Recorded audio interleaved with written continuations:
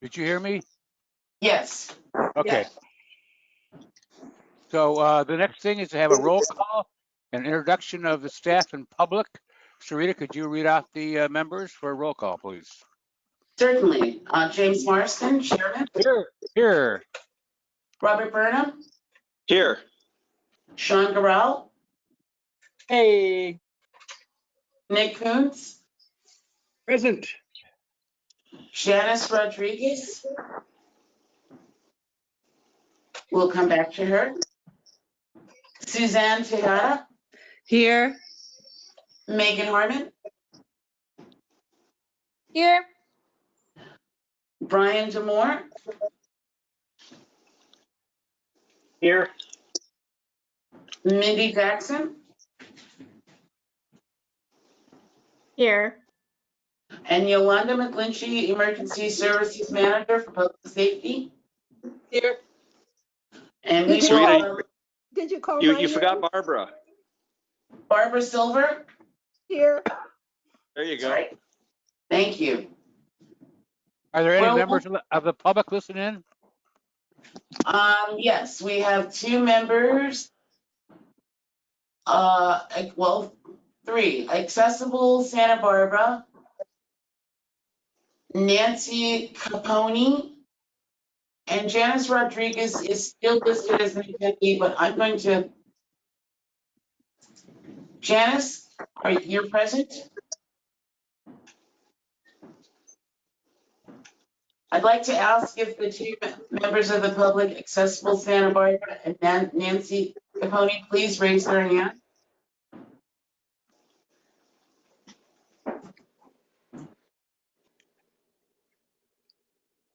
Thank you, Janice.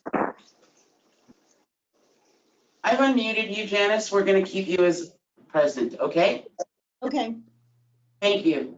thanks. Okay, Mr. Chairman. the next item is committee member reports and staff announcements. I have one quick announcement I'd like to make. If you guys remember, a few years ago, we were concerned about the scooters and bicycles, whether they were docked to a certain place or whether they could just be left willy-nilly, and we were very against having them left on the streets and sidewalks without a dock. They could block sidewalks and block buildings and block intersections. I want to bring it to your attention that the city is considering a bike share program that will be fully docked, but it will be on the sidewalk. And I just think there might be some concerns about blocking sidewalks or accessibility. So I just want to bring you to your attention to please follow that as it goes through city council. But we will be looking at quite a few number of bikes being put on the sidewalks and down by the beach too. Now, does anyone have a committee member report about anything they've done, other councils they've been to?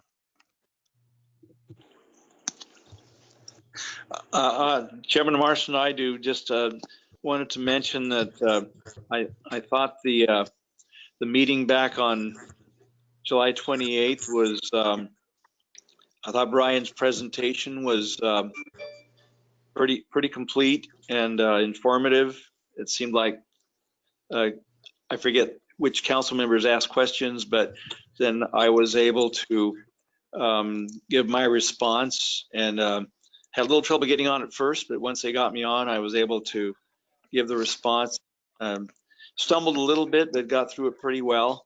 And I'm pretty sure it was recorded in the public record. And I thought it was a good meeting. I still think we need to do a lot as a committee to raise awareness. I also understand, Jim, and maybe you can help me elaborate on this, that there are some new members, new staff over at the Independent Living Resource Center, and that we might be able to enlist their help in spreading the word to people, disabled persons in the community who may not be aware of our committee and the actions that we do. So maybe you want to elaborate on that. Okay, well, thank you. I have contacted people from ILRC, And you're right, there are new staff members.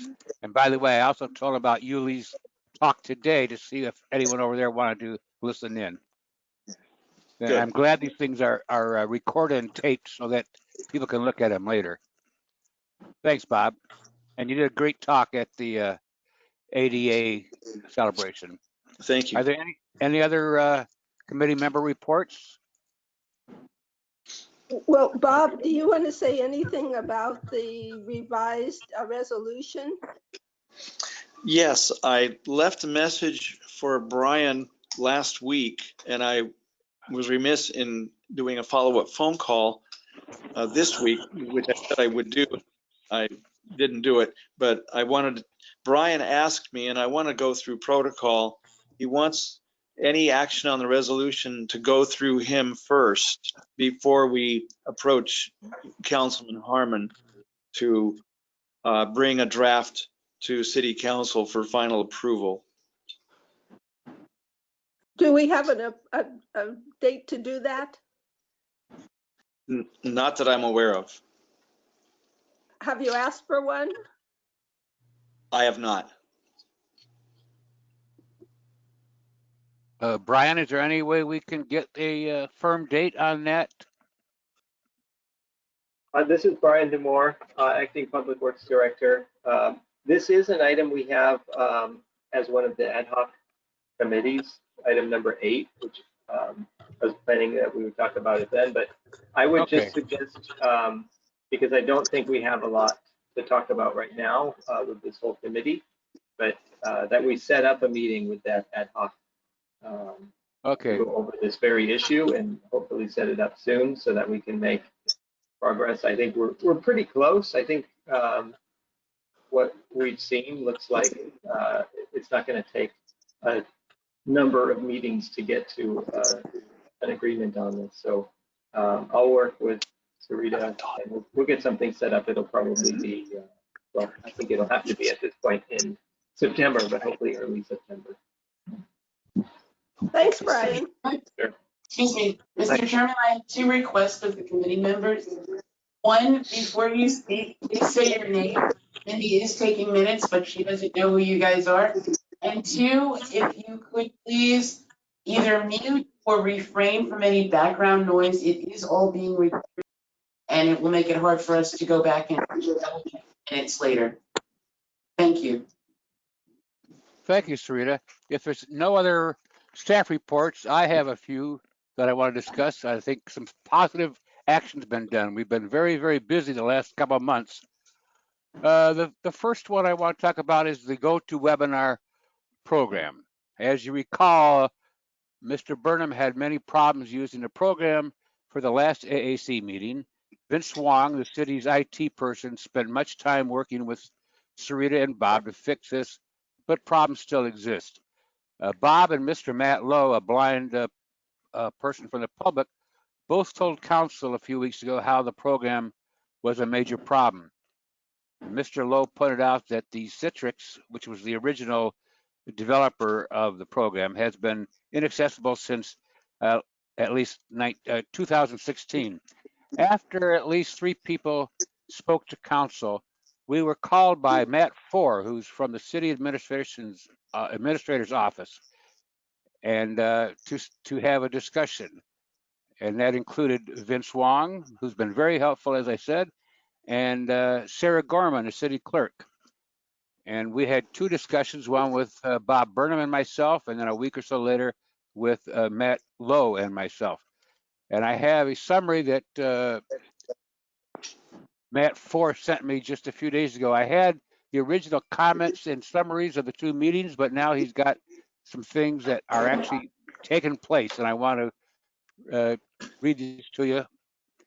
Here's a summary of actions already taken and that will be implemented following City Council's return from its summer recess. Number 1, additional changes to the City Council agenda. They added language to the City Council agenda to include a link to the accessibility features within GoToWebinar, along with a phone number for LogMeIn technical support, in addition to the hyperlink. Here's another one. Added language to the public comment section of the agenda and the text is in bold, has been added to the city council agenda to further assist attendees to participate and sign in. When persons are called on to speak, their microphones will be activated by city staff and they will be notified to begin speaking. For those who need accessibility accommodations in using the raise hand function and/or regarding to participate in the GoToWebinar section, please contact the city clerk by email. Additional improvements that will be shared with all other advisory groups. I had been concerned that once they fix city council, we need to get this out to all the other groups. So they say the raised hand, a raised hand tutorial. Vince Wong has developed a raised hand tutorial sheet. A link to this tutorial will be added to the city council agenda. We will publish these additional languages on the agenda for the meeting and will subsequently roll it out to the other advisory boards and commission staff. Structural improvements to the GoToWebinar platform. City staff have been working in regular communication with LogMeIn, who intend to complete the work in the fall of this year. Now, we could have an ad hoc committee on this. Currently, Bob and I have had a great communication with Matt Four, and unless others would like to join this small group or make an ad hoc, I think we can leave it as this non-quorum group. So any thoughts or questions? Does anyone want to join this group to help GoToWebinar be increased, or any questions? I would be willing to join you because I find it very frustrating. This is Barbara. This is Barbara. Okay. Okay, thank you, Barbara. Now, I personally don't think we need to have what we call an ad hoc committee, but I don't mind having an official one. Brian, any thoughts? We have three now with Barbara. Do you want this to be official, or is this something that's going to go away soon and we could just have a group, a non-quorum group?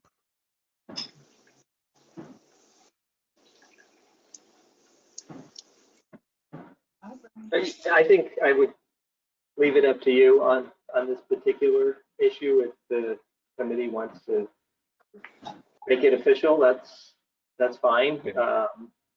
If you want to keep it just as a ad hoc, that's okay. Let's go ahead and make it official then. okay.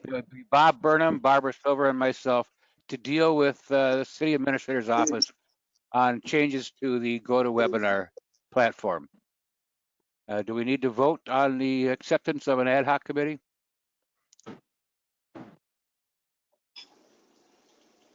Yes, you should do that. Okay, Sarita, could you read off the, Is there a motion? So moved. Second. Okay.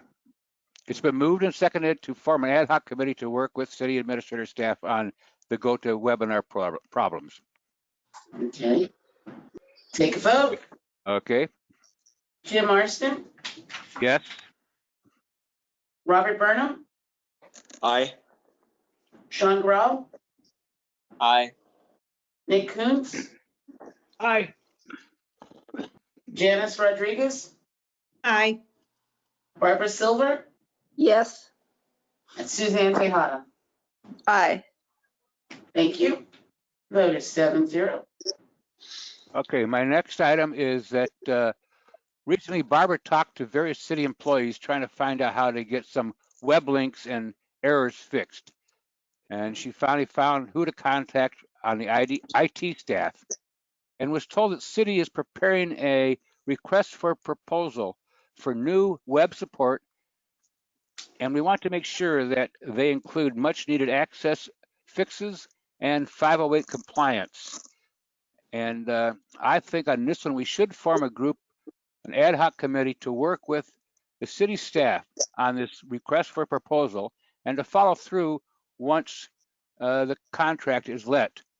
I want to make sure the RFP really has what we need as the accessibility group.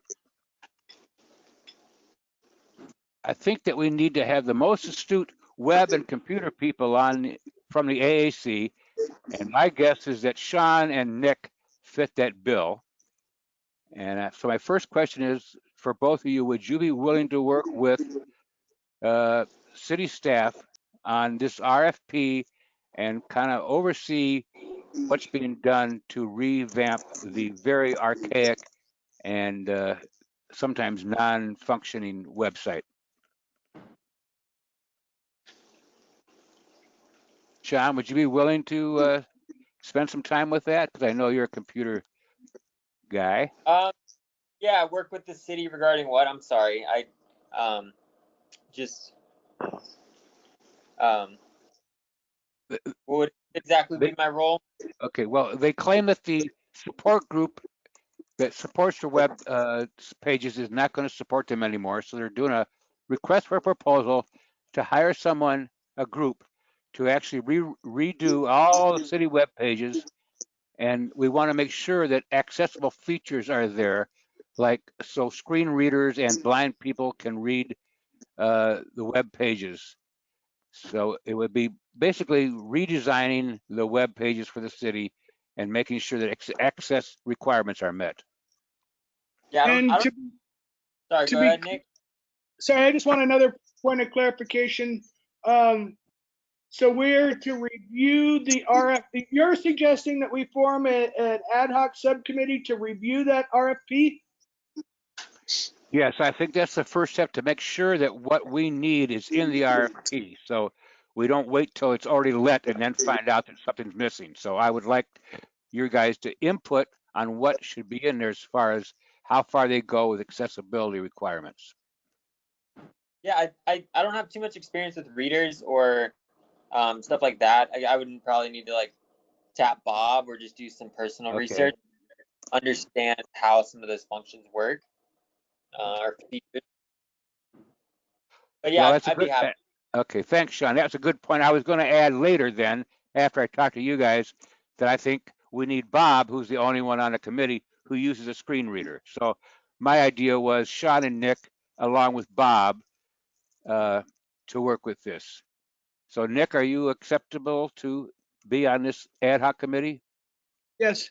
Okay, thank you. And then Bob, do you, would you Yeah, like to Jim, be this- on?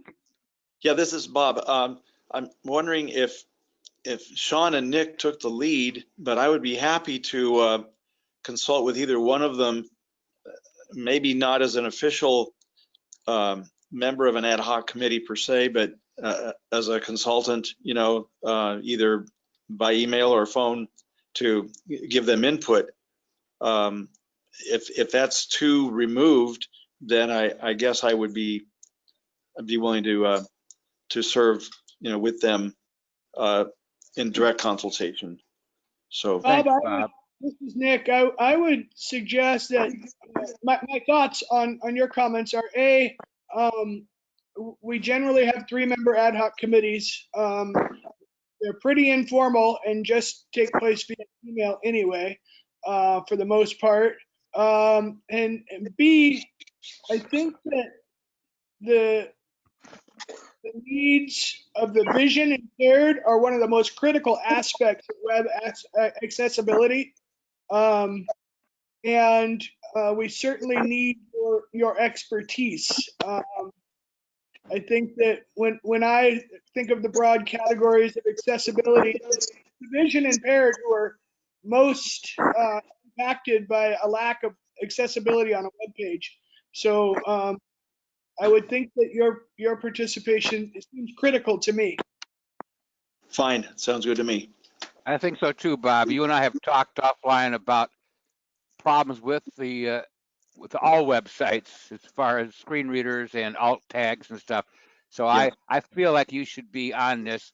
Yes, Sean and Nick have much more web experience, but you are the one who knows what you need for access for blind people. So that's my thought. If any other comments on having Sean, Nick, and Bob follow up with the city staff through the city administrator's office and work on this RFP to make sure it has what we need and also follow through once the contract's let. At that time, Bob could be checking the new pages. But before we check the new pages, we want to make sure they're designed correctly in the first place with the RFP. So are there any other comments on this item? I'll take that as a no, and can I hear a motion and a second to commit it to make an ad hoc committee to deal with the new webpage development? So this is Bob, so moved. I didn't hear a motion yet. This is Bob, so moved. Yes, I haven't I think heard a motion. for a specific motion. So I'll make a stab at it here. This is Nick Kuhn. I would move that we form an ad hoc committee consisting of Bob Burnham, myself, Mr. Gorell, to assist the city in reviewing their request for proposal on the new website development, to the extent that staff is willing to allow us to participate.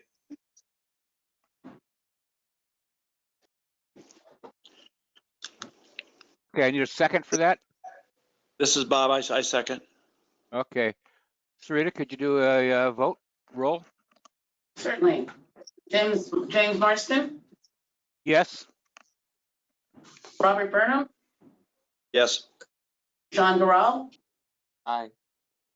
Nick Coontz. Um, That was an aye? Yes, Thank you. Janice Rodriguez, Aye. Barbara Silver, Yes. and Suzanne Tejada. Aye. The vote is 7-0-0. Thank you. Okay, thank you, Al. I have one more item here. There was a business plan proposed called the COVID-19 business plan, and the city business leaders presented a 10-point plan to council. 5 of those items had the potential to negatively affect accessibility and civil rights. Mr. Kuntz, Burnham, and myself wrote to council, and 2 also spoke. I explained my concerns in a long letter to council, and also included a video that I hope we can hear after this. I got responses from several council members thanking me for pointing out how these items could affect accessibility and the ADA and CBC requirements. One of the items was addressed by the city attorney during that meeting by adding that no changes could be made to access requirements on item number 1. New construction must be fully accessible. Okay, existing public properties need a transition plan, but remodeled or changed use of existing buildings are only changed after a permit is applied for and the construction plans are approved, and the code requires that excuse me, code requires that at least 20% of the total construction valuation be used for access. Now, Sarita, do you have that video ready? We have one video that we're going to show later on. Okay, I don't know. Can you show it now? Is that the one on Sarita, the? okay, if you have it ready, Sarita, I think that would be fine if you were able to play part of that now. Okay. I'm going to show the one video. Okay. First time doing this, so bear with me, guys. Okay. I'll butt in and say that this shows very simply what's required by the building code and by ADA on what you have to do when you remodel or repurpose a building. And this is very confusing for some people, but it affects us completely as far as this is the only way that existing buildings get fixed over time. Okay, this is the disabled access upgrade requirements for existing buildings. We're going to show about 2 minutes of this video. So bear with me while I put it up on screen.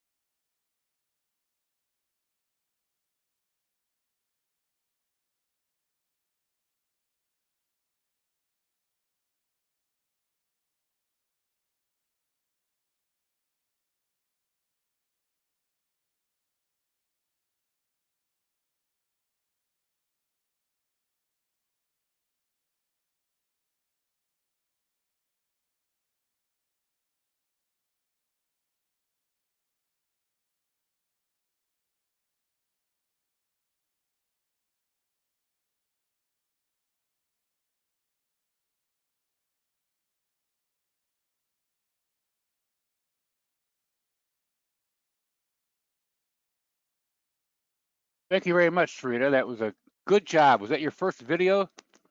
Yes, pat on my Okay. back. You did well. Okay. Thanks. Okay. After this council meeting, the feedback from these 3 AAC members convinced council that they should not approve these suggestions from the business plan, and that could have been greatly impacted the enforcement of accessibility code. The other 4 items were referred by Mr. Stuffer, the chief building official, to be heard by the Building and Fire Safety Board of Appeals. Some items would greatly reduce the power of the building plan checkers and inspectors to even question any disagreements with the applicant's plans. The plan suggestion was that third parties paid for by the owner could submit accessibility needs checklists, as we saw in the video, those requirements, and could not be questioned or checked for veracity by city staff. Another suggestion was that they would allow the building estimates, which are the foundation for how much must be spent on accessibility, to be submitted by the applicant owner with no questions allowed to be asked by city staff. This has been one of the major problems for years. Some building staff have admitted that at least 50% of all estimates of construction costs are artificially low. So I hope members can check the council's agenda for items that could affect access and civil rights. And I ask that you also sign up to get notifications of upcoming appeals board meetings, and if possible, to call in with questions or comments. The appeals board regulations calls for a minority membership of people with disabilities, so more input is welcome from that community. So just a reminder, it's good to get involved with other committees, and you can just sign in and they'll send you updates whenever there's a new meeting. The last one I was going to talk about was outdoor dining and parklets, but Brian has this on the agenda, so I will wait on that. And I think that I'm done with my comments. Chairman Oh, Watson, if I could say Yeah. something, can you hear me? Yes. As soon as Sarita activated the video or did the share on the screen, I somehow lost connection and I didn't get any kind of audio description on the video. So I'm glad you gave comments afterwards, basically a summary of what it was, because I somehow I didn't hear anybody for about 5 or more minutes. Okay, well, sorry about that. It was described pretty well, not the visuals themselves, but you didn't hear the fellow talking about what's required? No, I didn't hear a thing. I somehow Okay. my connection got interrupted when she did the share screen, and Sarita? I didn't hear anybody or anything for about over 5 minutes. That's an unfortunate aspect of the lack of accessibility in this GoToWebinar software. Yes. As an accommodation, Sarita, can you forward a link to that video or the video in its entirety to Mr. Burnham? I will forward a link to the committee members after this. Okay, meeting. thank you. If you can't, let me know, because I have that link here too, but it'd be better coming from you. Okay. Okay, thanks for letting us know, Bob. I'm sorry about that problem. Okay. I have a quick yeah. question before we move on about process. I heard Mr. Burnham give feedback to Mr. Diamore about the presentation to council, the annual update. And I wonder, I have some comments about that. Would that be better addressed now or during agenda item number 7? I think it'd be better for the ad hoc number 7, if that's okay with you. Number 7 is the ADA coordinators report, not Oh, the I'm sorry. Number 8. Yeah, number 8, ad hoc coordinator. Well, yeah. I'm not a subcommittee member, and my comments don't relate to a subcommittee action. My comments relate to the ADA coordinators report to council. Okay, I'm confused. Number 8 says annual report and Access Advisory Committee. Jim, I'm seeing a different list. I'm looking on the screen right now underneath Okay. Sarita. I'm seeing number 7 as ADA coordinators report. So we may have But a look at number 8. subcommittee reports. Okay, and the last one I show is annual report and Access Advisory Committee. Does that show? I don't have the screen up. I have my own. Okay. So what I'm suggesting here is that we have a disparity between the agenda you're looking at and the agenda that's currently showing in GoToWebinar. So if I could just jump in here real quick, this is Brian Demore again. The agenda that's on the screen is a condensed version of the agenda that's posted online. So under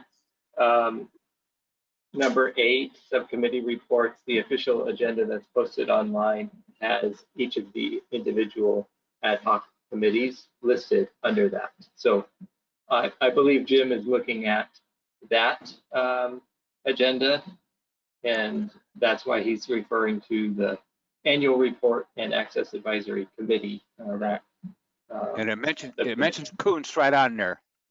So Nick, the last item on number 8 is got your name, so you can free to talk there if that's okay with you. I would say that it's probably not the topic. I'm wondering, Brian, your opinion would now be more appropriate, or can you suggest a different time that might be appropriate on this agenda to comment on your presentation to council? Yeah, so my presentation to council was the annual ADA coordinator report, and that is one of the items that is covered by that ad hoc committee. So I think that would be the appropriate time to talk about that. Okay, I'll wait till then. Good morning. Thank you.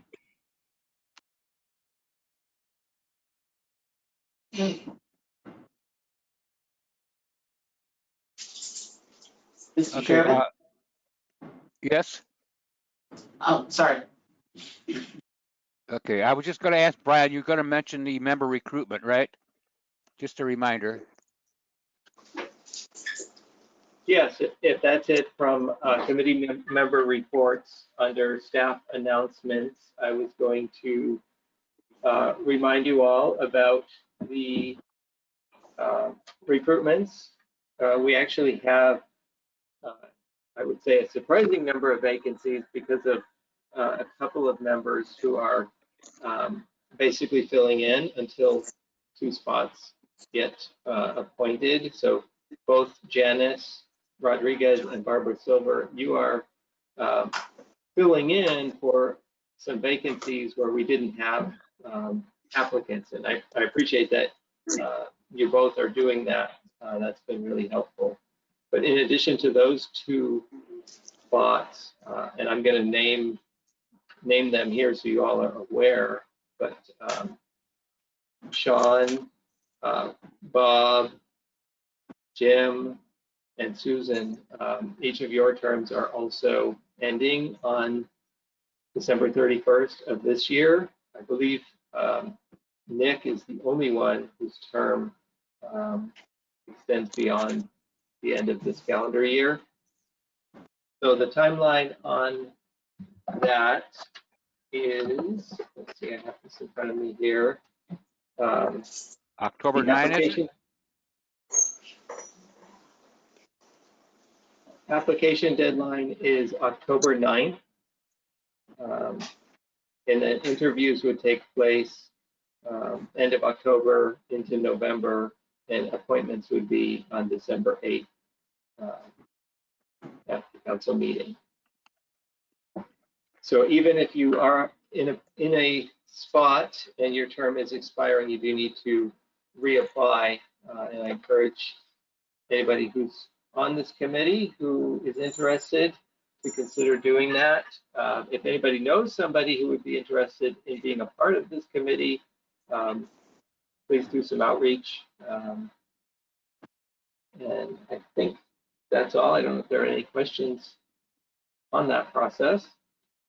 I just want to say, this is Chair Marston. I've been very impressed with the membership that we have now, and I hope that you all consider reapplying.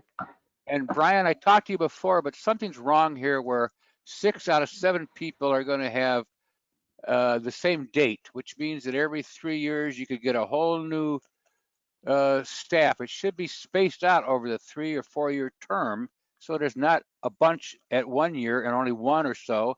I mean, Nick's the only one who's not at this cycle, and there's something wrong there. I don't know how to fix it, but have you been able to find out why these all piled up on December of 2020? Actually, Brian, I can speak to that. Perfect. Thank you. Jim, there's 2 terms that expired in December of 2019. And Right. one, and that's so that you don't have that, you do have an overlap. Okay, so those will expire in 2022 2022, correct. when they're filled, but that still leaves 4 people of the 7 who have the same December of 2020 date. So it's 4, 2, and 1, which is not a very even distribution. But if that's the way it has to be, okay. I just hate to see a membership being so skewed onto one date. Am I being followed? There's still 4 that Yeah. expire on December 2020. Yes. Okay. All right. Public comments. We have some people waiting, so I just want to read off that any member of the public may address the Access Advisory Committee for up to 5 minutes on any subject with the jurisdiction of the Access Advisory Committee that is not scheduled for a public discussion. Okay, so we have general public comments first, and then of course you can also have a public comment on any agenda item. So Sarita, do we have any general public comments? I see that we have Accessible Santa Barbara, Nancy Capone and Peter Robertson with Access Unlimited. I would like to invite any members who would like to speak at this time to please raise their hand.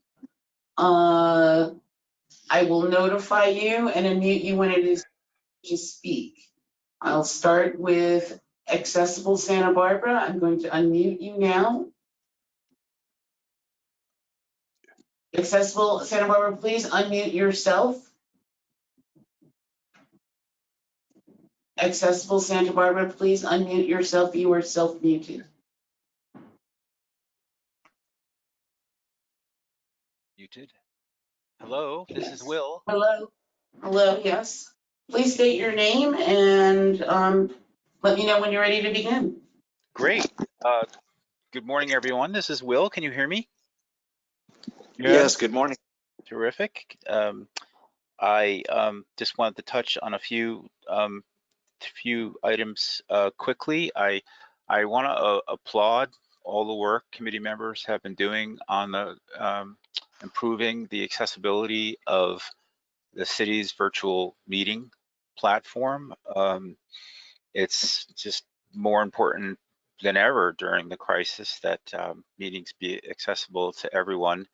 And I'd like to add to what other people have said that the difficulties with the GoToWebinar platform, like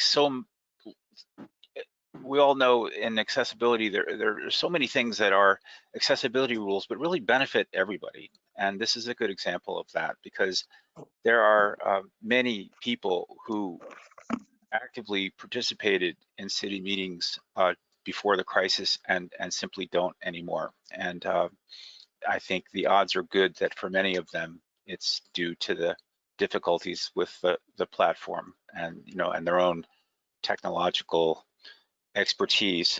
So keep up the work on that. I know it's been a long and frustrating process, and I do wish the city would look to the county as more of a model. The county has a telephone option in their meetings, and everyone can use the telephone, and that seems to work well for them. So moving on, video that was shown on the path to travel upgrades is just really great. Mr. Caffarelli is the building official of a large city in California, and that beginning overview is really where the rubber hits the road and accessibility. You know, we all see stores turnover, restaurants turnover, grocery stores now, and the process starts with evaluating that the existing path to travel elements, the things that people need, the parking, the front door, the bathrooms. And for people who don't follow the process or their city meetings that closely, you might just see headlines. There's been a lot of complaints about the building department and community development out there from the business community, saying that the process of getting a building permit takes too long.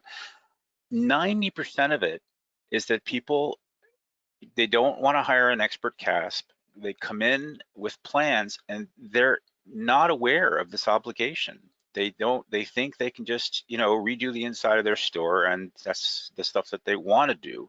And the city then is in the unfortunate position of having to break the news to them that, you know, this upgrade has triggered accessibility improvements, and then unfortunately the response is to complain and resist rather than just do it.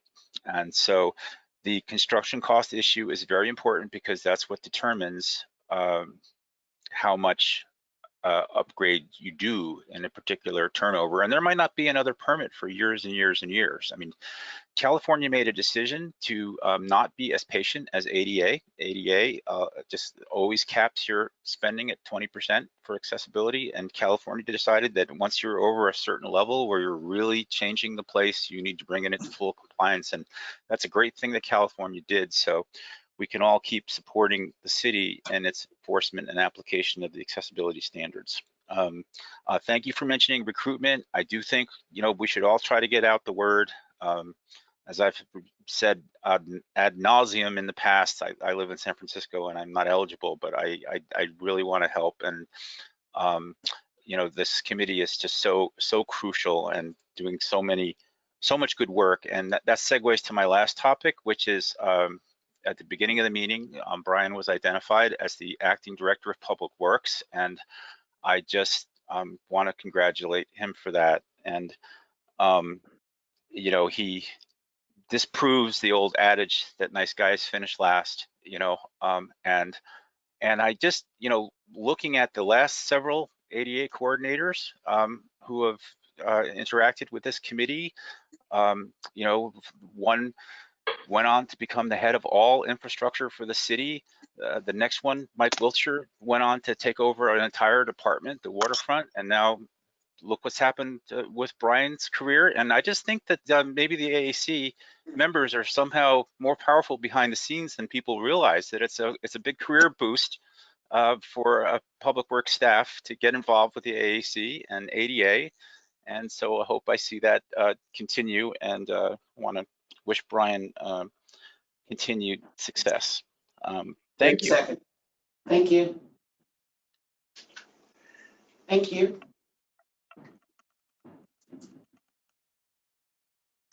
Nancy Capone, would you like to speak? I see your hand is raised. Nancy Capone, if you'd like to speak, please unmute yourself.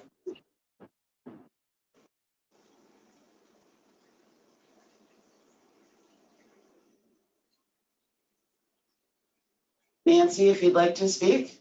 If not, she'll move on to Peter Robertson. Sarita, could you explain to her how to unmute? I think this might be her first time on this platform. Okay.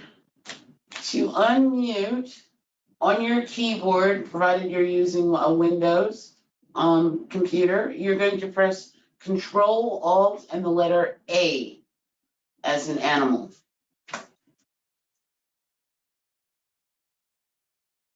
I see a question mark. Put a question. Sorry, I don't. Okay, so press.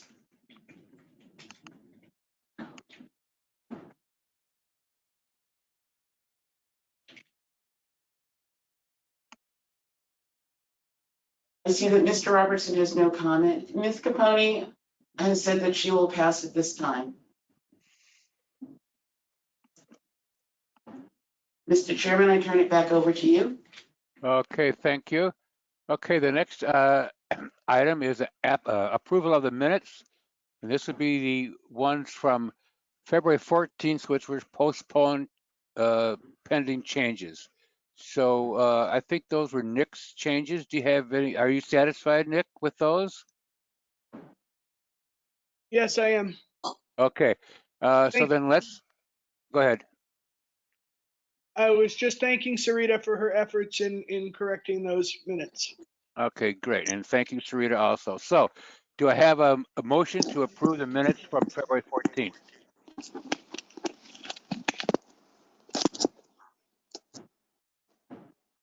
I make a motion, this is Suzanne Tejada. I make a motion to approve the minutes from February 14th. And can I have a second, please? I second. Okay, thank you.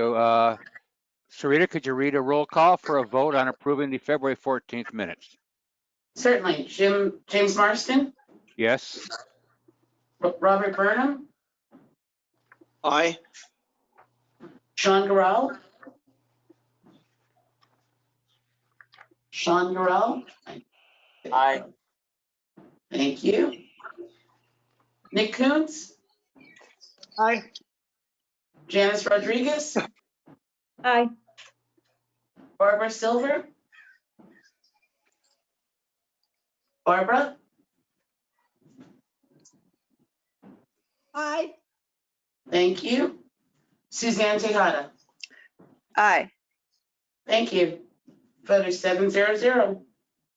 All right, then we have this to approve the minutes of June 19th meeting. Are there any comments on those minutes? I'll take that as no comment. So again, Sarita, could you give us a, first we need a motion to accept and a second to accept the minutes of June 19th. I move to accept the minutes from June 19th. Second. All right, Sarita, please read off a roll call for a vote. James Marston, Yes? Robert Burnham, Yes. Sean Garrell, Aye. Nick Coons. Nick Coons, Aye. thank you. Janice Rodriguez, Aye. Barbara Silver, Aye. and Suzanne Tejada. I abstain because I haven't reviewed them. Okay, thank you. 601. Thank you. Okay, item number 8, subcommittee reports from, I'm sorry, I skipped something. Number 7, ADA coordinator report for information. Yes, so Brian Demore, again, Acting Public Works Director. And a lot of what I was planning to go over, we've already covered, so that's great. The digital accessibility, the web page things, we've got those ad hocs in place now. And Chair Marston, I think you gave the update that was needed and the action was taken. So I don't have any more on that. Another thing I did want to talk about, though, let's see. So we've got the subcommittee reports. Oh, right. It's related to the digital accessibility in some ways, but more on website and resources. Sarita's been doing a really nice job of getting the Access Advisory Committee website better organized and updated, and with links to relevant information. One of the things that has taken place, I believe, since the last time we met, was that we now have the accessible parking information, the mapping information that is available online. Sarita, I think we didn't coordinate this, so I'm not sure that you can flip to a screen and show that to people, so I don't want to put you on the spot. But this is something that Nick Kuntz worked hard on, collecting a lot of the data, and he was able to get that over to us, and we've made use of it. We have it available online. It's something that I think can still be improved with not only getting more information, but then I think this really feeds into some of the other discussions that we've had about blue current parking and trying to get some of these locations up to a better standard of care. So Sarita, I don't know if you're able to do that. I think it's fine. Over look screen. at this.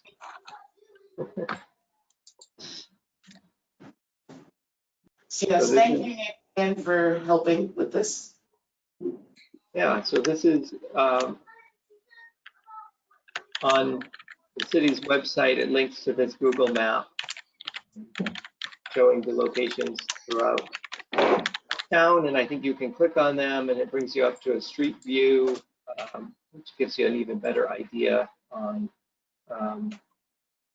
functionality in these different locations. Here you can see that it's a space for a car to park, but not a lot of great loading and unloading without a paved parkway area, but at least there's not a tree or a sign totally blocking it.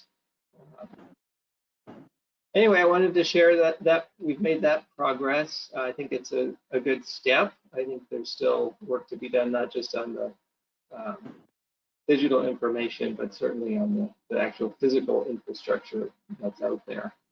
Brian, this is Barbara. Thank you very much. We've been pushing and pushing and pushing for something like this. So it's very exciting to see it's finally there. Thank you. Thank you to Nick and Sarita for collaborating on that. Yes, thank you, Sarita, for getting this done. It looks great. How do we find that on the website? I'm going to show you. If you go santabarbaraca.gov, and at the very top, there's an accessibility link. And if you go to the bottom of the page, there's the accessible parking map, which takes you right to that map. Nice. I was able to get to the map, but not to the pictures, the photos. How do you get to the photos? If you zoom in, I'm going to click a random icon. And right here, it says Google Street View link, Barbara, and you click there, and it drops right into the Street View. Oh. Could you do the one by Willow Glen Park? I don't know where that is. It's the one that's at the far left hand at the top. That one, yes. Uh-huh.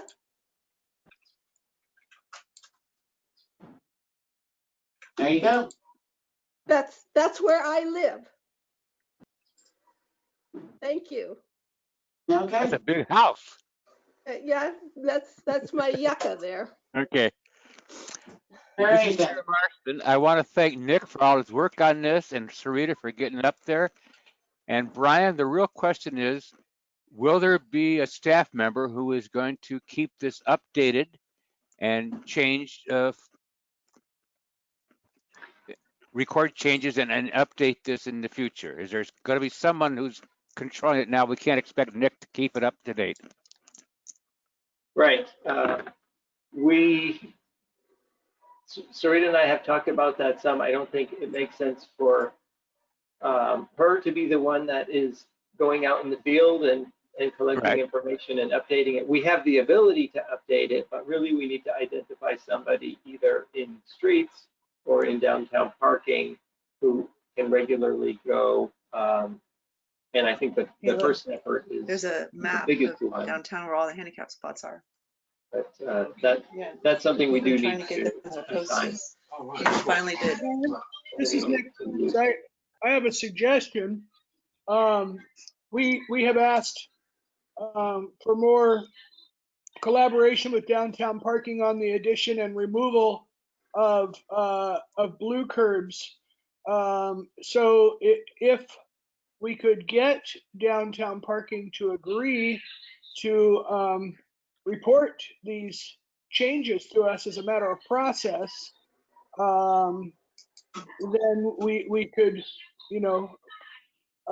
review, and we won't have these surprises when they disappear, and we will have the ability to have staff on this side of the issue update the content, and we might be able to provide helpful direction that would prevent the kind of disturbances that we frequently see when these change.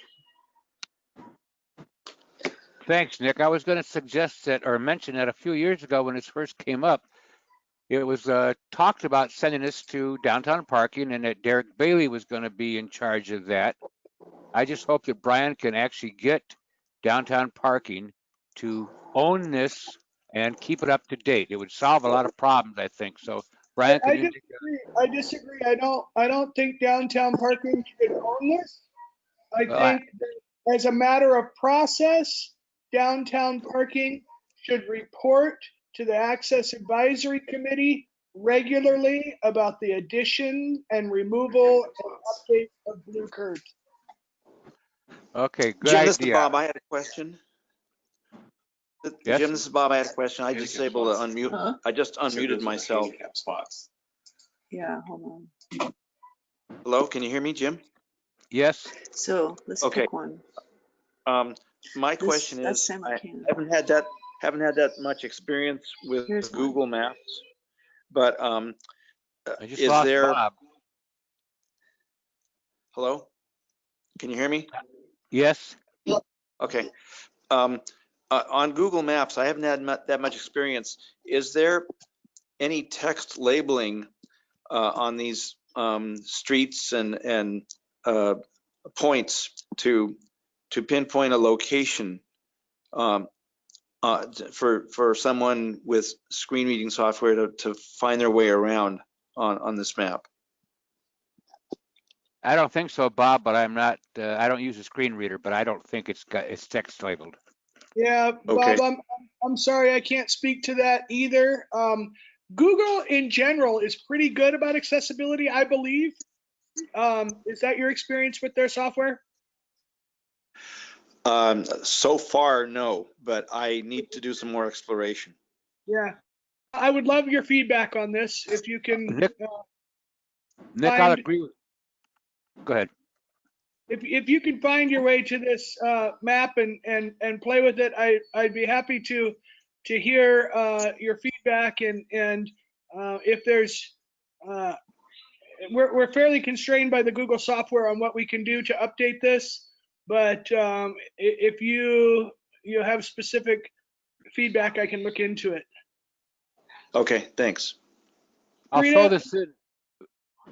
May I ask that the record reflect in the minutes for this agenda item that I have asked that staff communicate with downtown parking and see if they will agree to reporting to us periodically on the addition, removal, or alteration of any on-street accessible parking? Okay. May I agree to any additions, deletions? Addition, removal, or modification of on-street accessible parking. Okay, got it. Thank you. Thank you. I have two thoughts. One, Bob, Nick, I used the word own, but I meant that they actually would change the, help with the data. So I like your idea that it comes back to our staff. And for Bob's comment on Google Maps, in my research days, I tried very hard to make a Google map that had large fonts so that visually impaired people could read these street names. People like me cannot read the street name, it's too small and it won't magnify. It's not a text.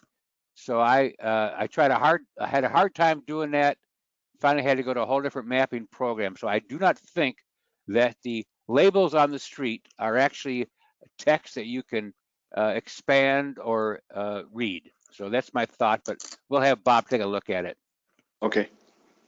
Jim, And to your Brian? point about Yeah. ownership of this map, I think Brian and Sarita, correct me if I'm wrong, but I believe that currently Sarita owns this map. And I agree with Brian's comment that it should not be her responsibility to go out and do the research required to Sure. update the data.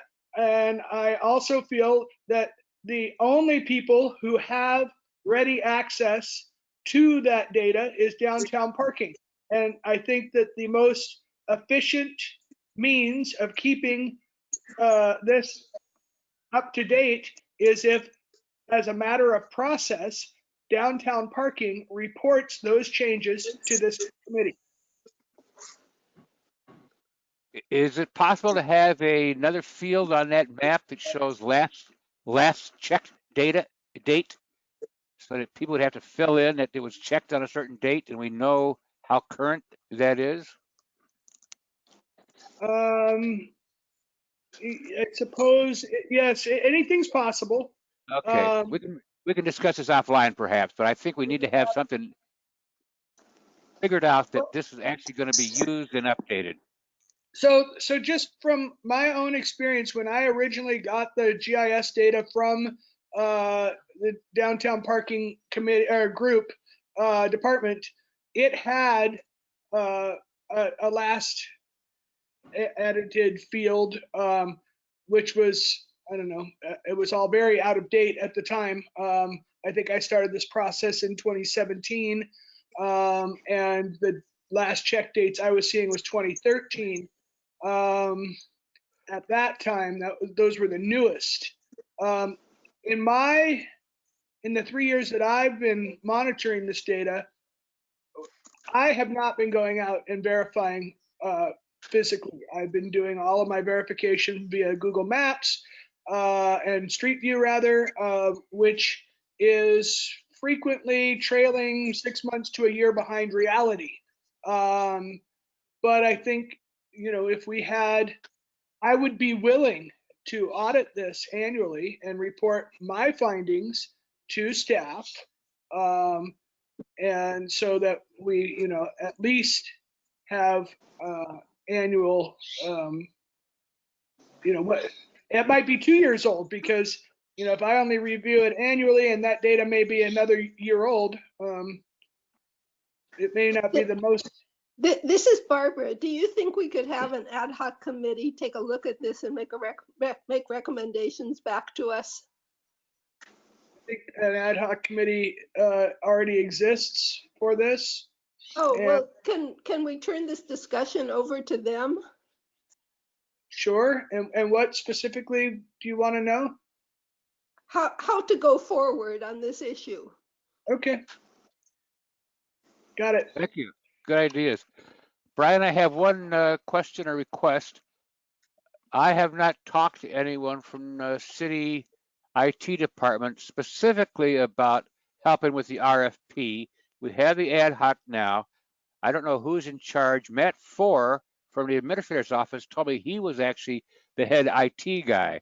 I also hear about Scott Nelson. So could you and I talk offline and see who can we discuss with the fact that we have a committee, we want to work with them on the RFP, but have it come from you? Is that something we can discuss offline? Yeah, and I would just say for right now that with this ad hoc committee, I would suggest to whoever is the staff person, and it likely is going to be Scott, but I don't know for sure, that I would recommend to him that we give the ad hoc committee the opportunity to review and provide comment on that before it goes out to the consultant world.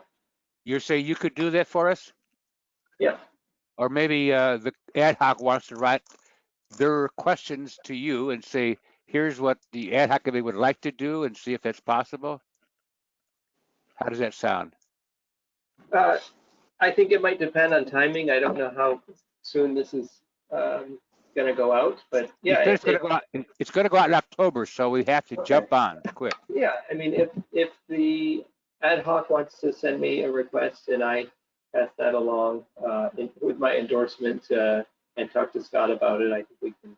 Okay. Is that something the ad hoc could get out early next week to Brian, Nick and Sean and Bob? Could you get something to Brian so he could send it off to the proper people and introduce it? So What is it? What is this for, Jim?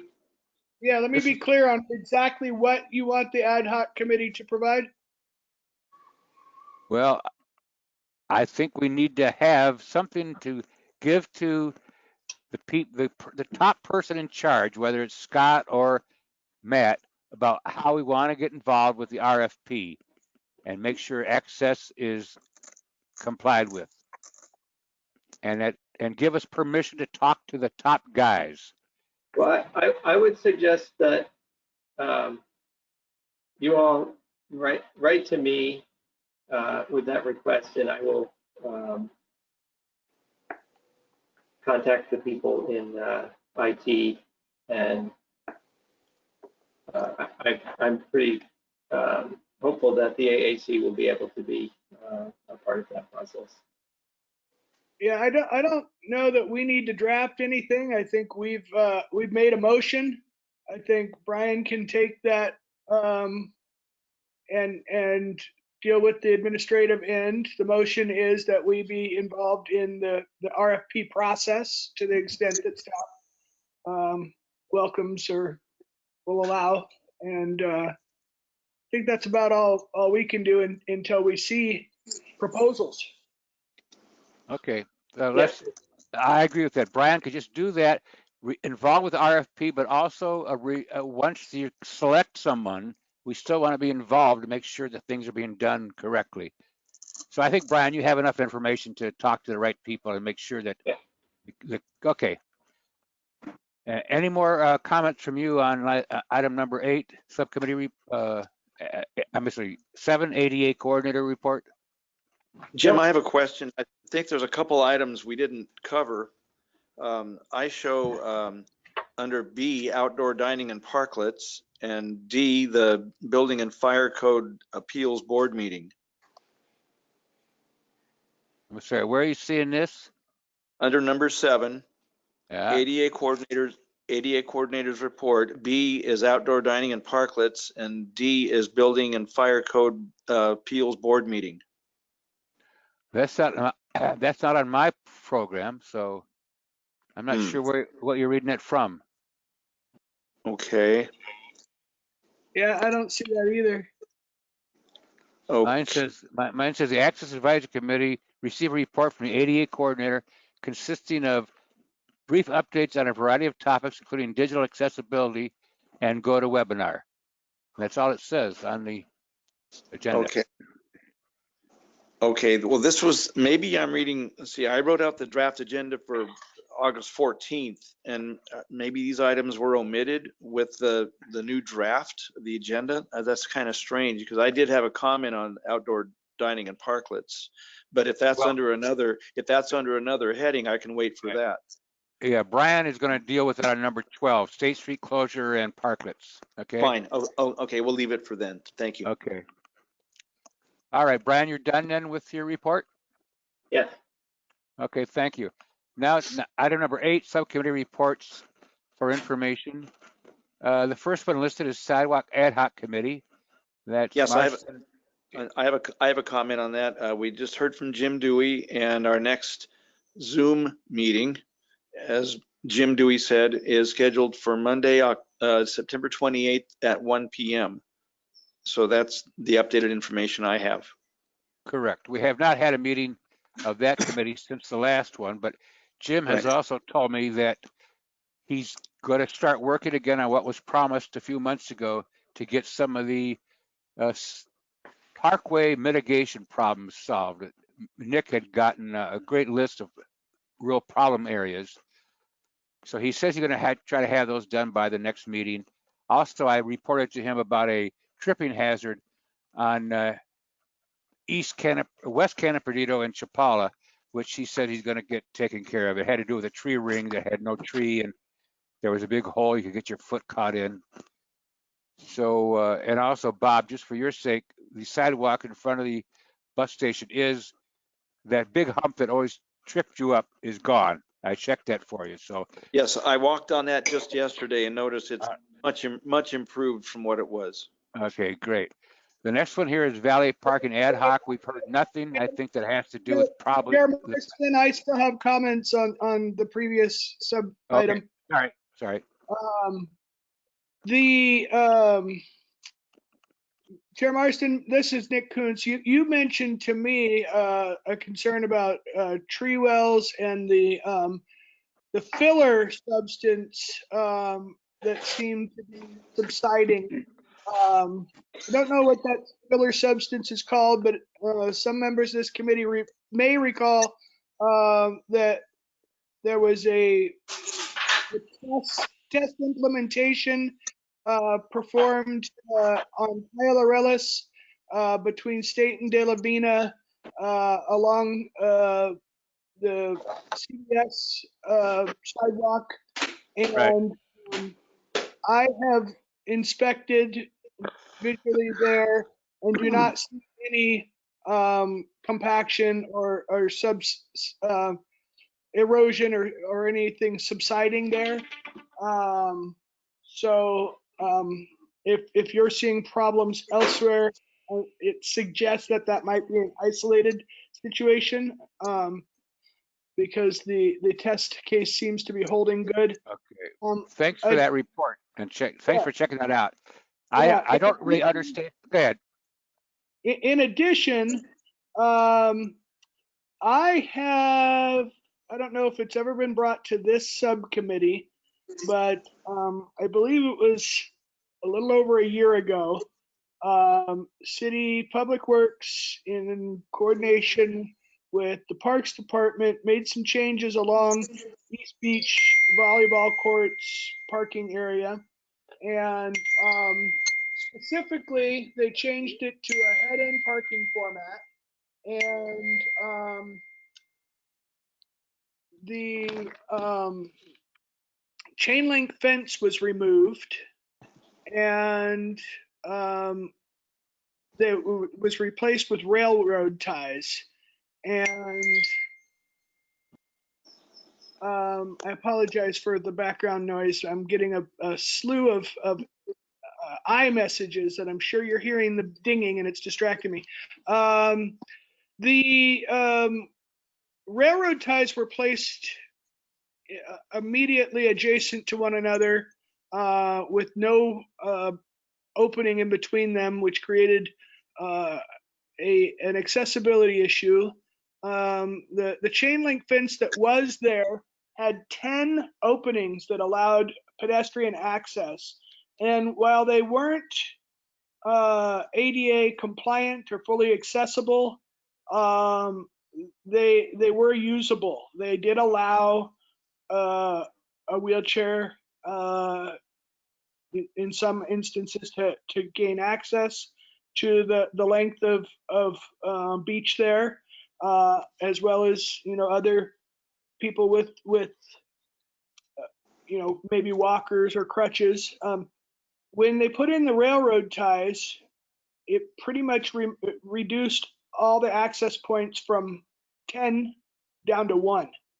And I put in a request for investigation to the city's building department under the with the assertion that while I did not argue that accessibility needed to be provided to code based on these changes, that they could not make accessibility worse in any construction.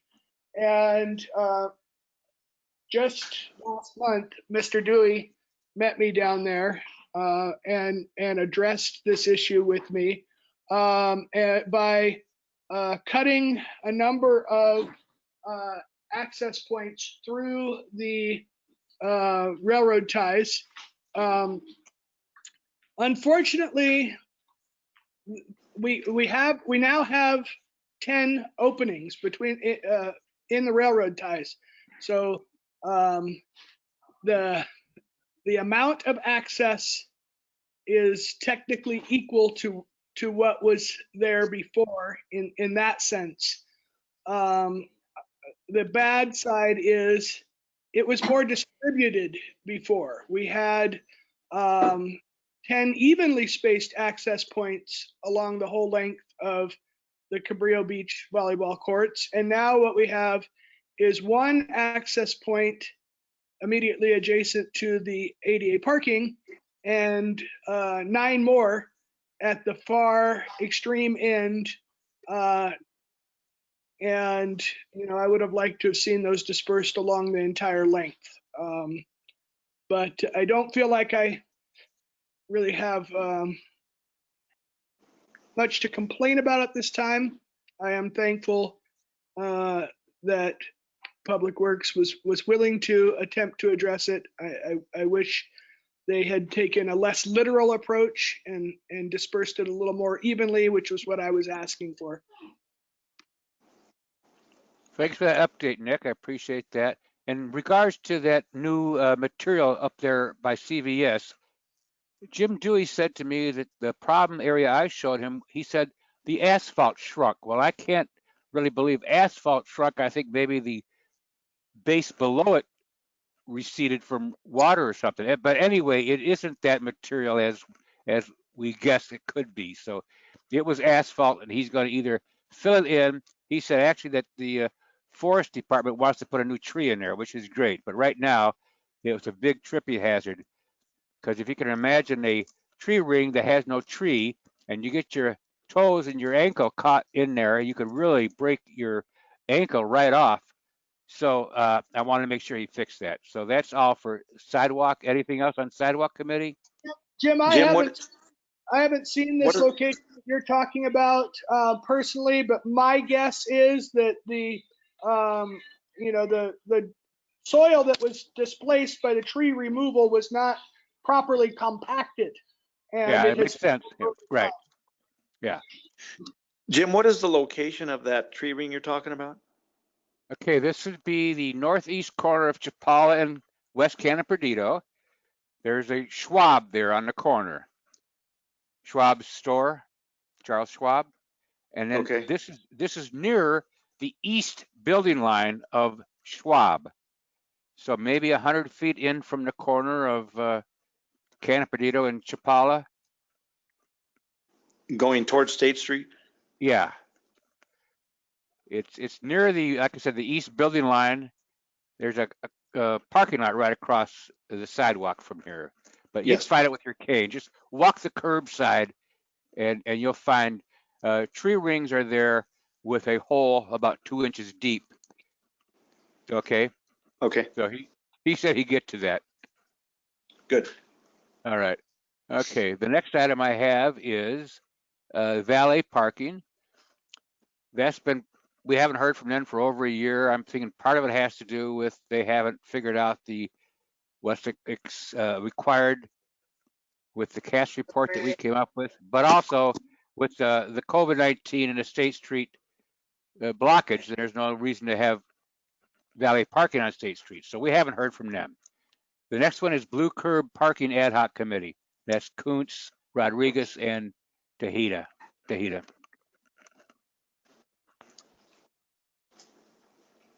Any report here for the Blue Curb Parking Ad Hoc Committee?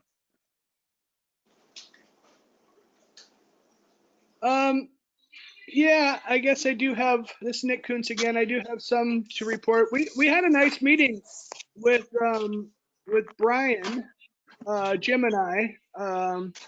Wasn't really an ad hoc meeting per se, but we discussed a number of these issues, including the interactive parking map and a number of other edits to the website that we were we've been talking about for a long time. And I'm encouraged that we are now seeing some traction. We did have a follow-up meeting scheduled, or we were going to schedule a follow-up meeting, and that didn't happen. So I think that we need to get back on that with Brian. I'm wondering if there's any other movement besides the downtown parking map that staff can report on. There was a number of website changes that we've discussed at a high level, mentioned earlier today in this meeting, but are there any other website updates to report, Sarita? That will be covered actually in number 11 on our agenda, updates to Access Advisory Committee resources page. Okay, so then we will defer further discussion of that until then. And I think that's all I have on the Blue Curb Ad Hoc Committee. Okay. Thank you, Nick. And the last one is annual report and Access Advisory Committee resolution, ad hoc committee. That's Barbara Silver, Nick Kuntz, and Bob Burnham. Okay, I'll start. I'll just say I wanted to thank Brian for a very inclusive report on the 28th. And I guess my question for him is, can we set a date for our next meeting to discuss, to work toward a final draft of the resolution?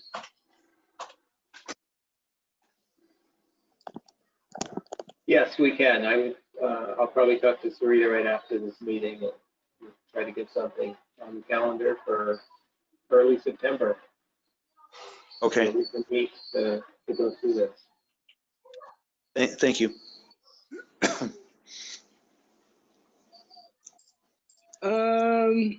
Barbara, did you have any on this? No, I kind of jumped the gun earlier in the meeting, so I had my 2 cents worth. Thank you, Nick. Okay, well, I have some feedback here. And I guess I'm the lone critic here. So I'm going to lead with showing some appreciation for the effort. And I very much appreciate the information that was shared with council, much of it during the annual report. However, I was extremely disappointed by certain aspects. When can you go pick it up? Despite my concerns that your presentation might lead council to believe that all is well in the city with regard to accessibility, and despite your reassurances that you, quote, are not planning to sugarcoat It's like 5. anything, unquote, I feel that's exactly what happened. Furthermore, I was on the record for having shared in writing to council and to staff, as well as here in AAC discussions, that I felt, quote, staff put business interests ahead of civil rights, unquote, in allowing inaccessible parklets. Brian, you went out of your way to specifically refute that claim by stating that, and I quote, the city did not put business interests ahead of civil rights, unquote. And you inaccurately claimed that the accessibility concerns with respect to parklets had been addressed. I outlined specific concerns weeks ahead of the implementation of the emergency ordinance, none of which were adequately addressed.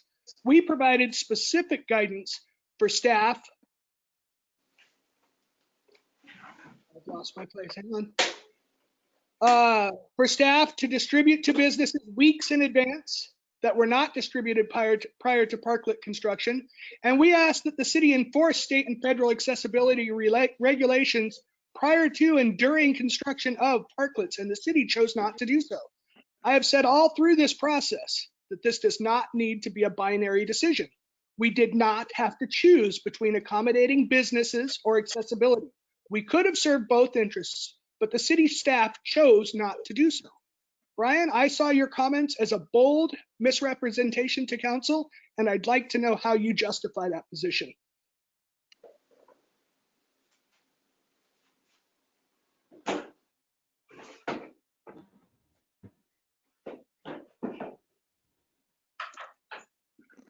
So, Nick, I appreciate your comments and your perspective. As you know, I do like to hear from different sides of the story, and I do believe I understand where you're coming from.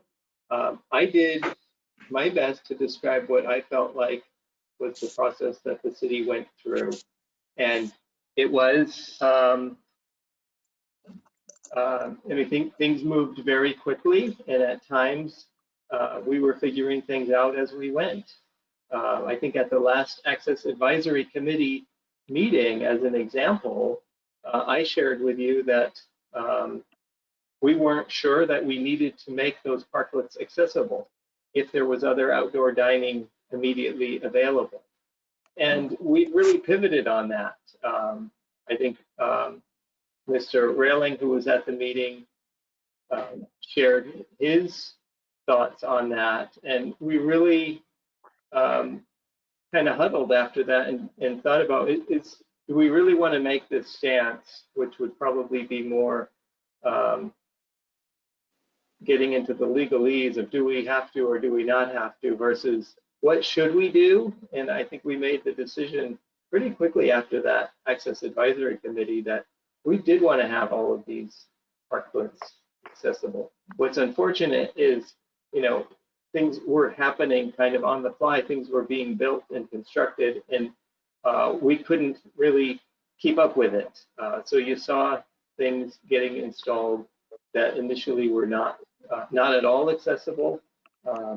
Adjustments have been made. It's not perfect, but it's getting better. And I understand your frustration. I don't believe that I tried to misrepresent anything, so I'm disappointed to hear you say that, but I'm not going to try to change your mind because that's what you saw and that's what your perspective was. And all I tried to do at council was provide them an update based on what I was seeing and hearing. And yeah, I think we continue to try to make improvements, and we certainly are not perfect. You seem to have gone out of your way to quote me directly about putting business interests ahead of civil rights. Did you realize you were doing that? No, and in fact, it makes me want to go back and watch the tape, but it was not an attempt to quote you or to refute things that you have said. Did you write that, or were you asked by other superiors to include that statement in your presentation? I put the presentation together myself, and actually there wasn't any review process that went into it.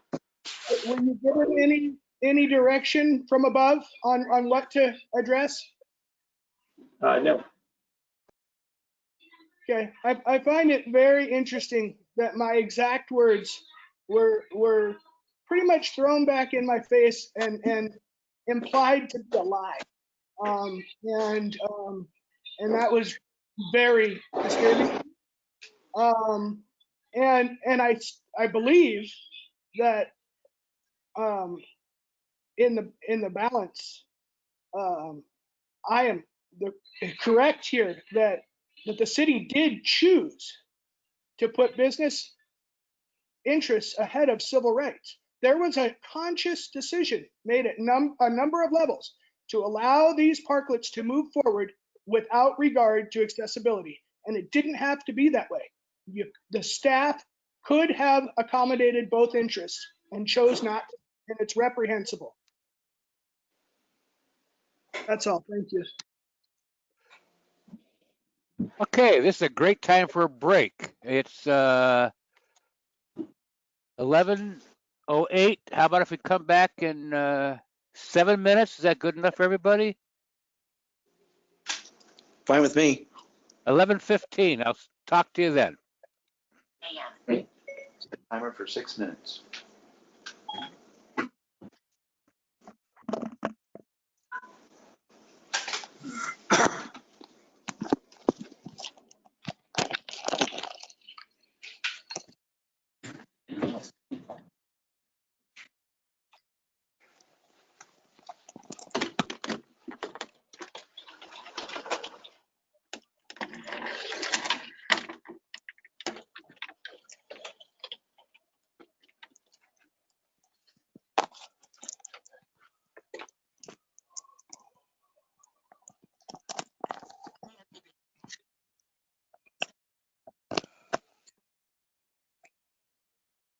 Please mute yourselves for the break and then mute me.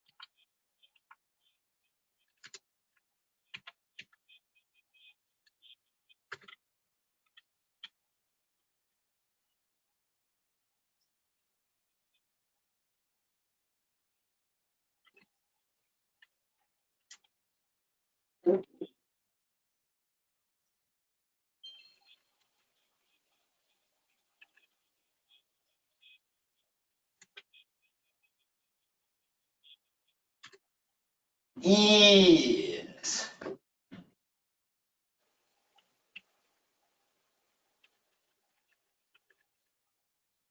Yeah, it's unmuted.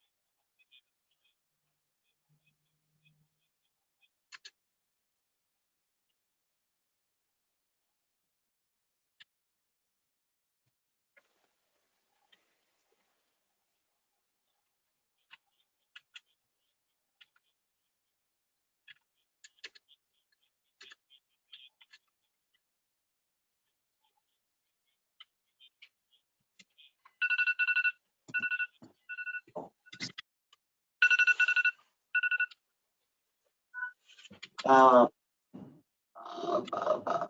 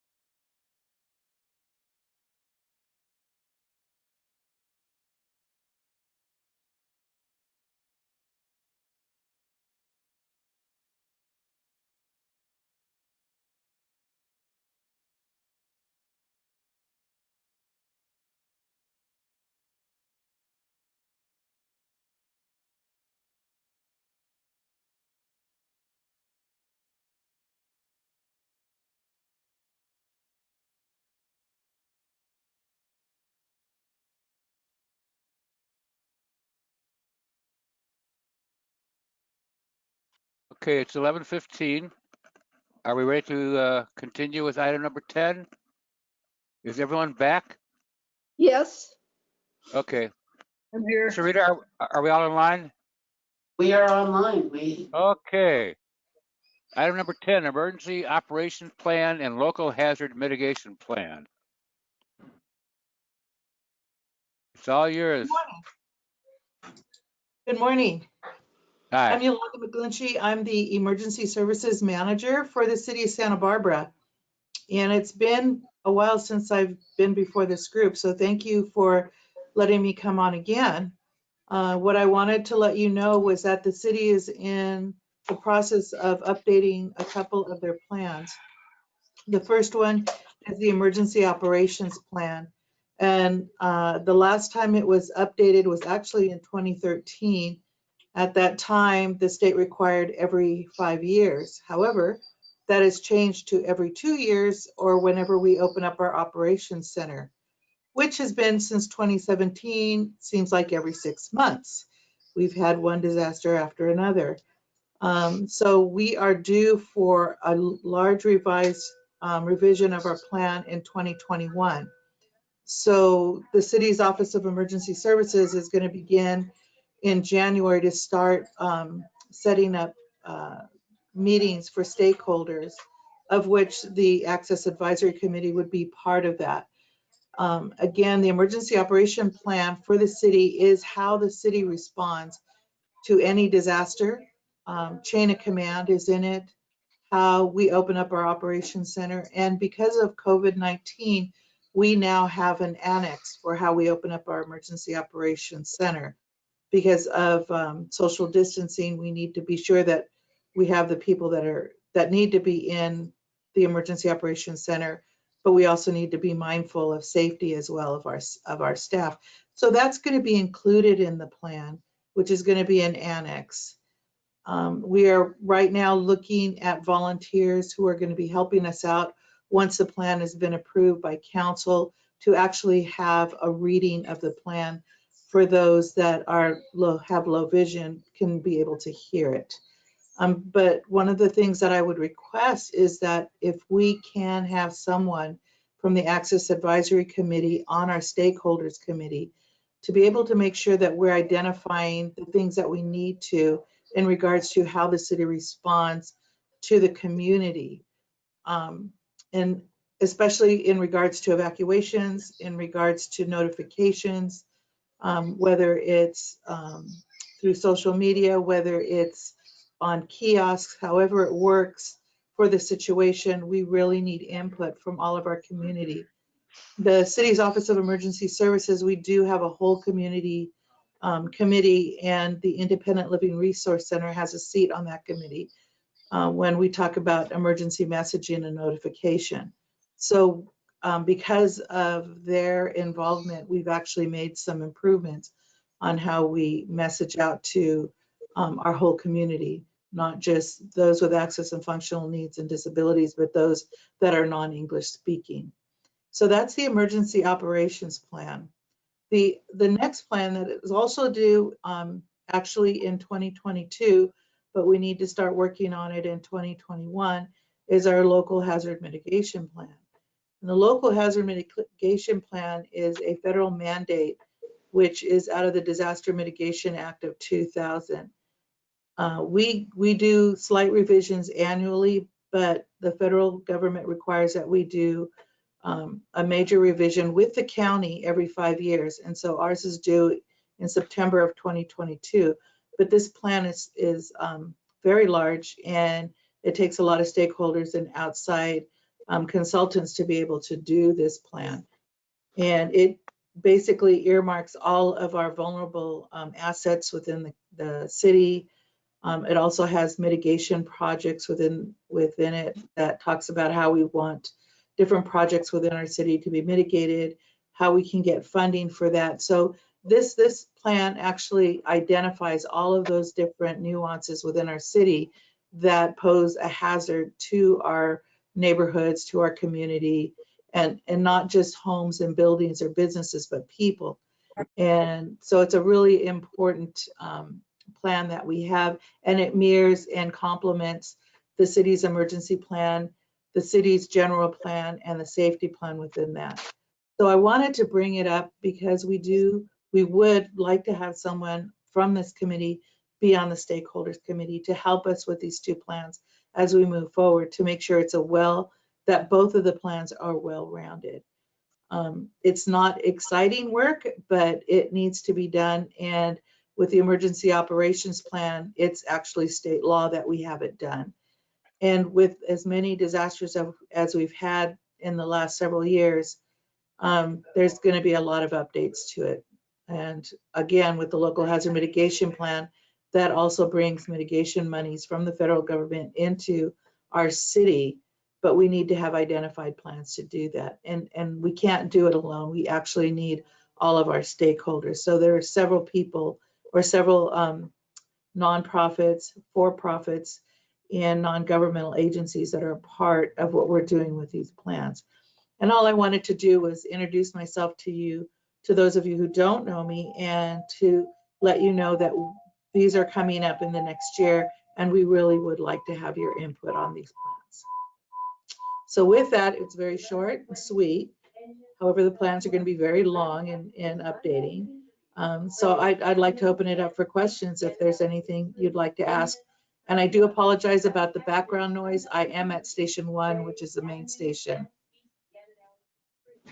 Thank you, Yuli, for hanging in there with us. This is Chair Marston. I have one suggested or request. I think we need to have from our committee 2 people, one who's blind and can help you with that kind of access and also a wheelchair user. So I hope that you could take 2 people from our committee, one blind and one wheelchair user. Is that possible? Oh, absolutely. Absolutely. Okay. Well, then I would like to have some volunteers to work with this. I think it's important that we have our voices heard. Is there any wheelchair user that would like to help with this evacuation plan? Well, I want to first thank you for bringing this to us. I very much appreciate any time this committee is invited to be a stakeholder in such an important process. So thank you. I will say that I'm willing to help with this. I think I'm one of 2 wheelchair users on the AAC, and fit the bill There's in that 3. regard. Oh, there's 3. Who am I forgetting? Suzanne? And Josh. Yeah, I'm a partial, I mean, I use it Yeah. sometimes. Yes. Right. I was thinking of Suzanne as the other. I was forgetting Mr. Gorell. But as willing as I am, I feel like I'm already on a lot of subcommittees, and I don't want to, take away the opportunity for others who might be willing, and would actually prefer to encourage others to step up. But I didn't want to be completely silent, and I will step up if no one else is able. I think that's a good idea. Would Sean or Suzanne be willing to work with Yuli on this? Yeah, sure. I'm happy to work on that. Okay, good. And then we only have one blind person. So Bob, would you be willing to dialogue with Yuli on this? Bob is self-muted. Bob, could you unmute?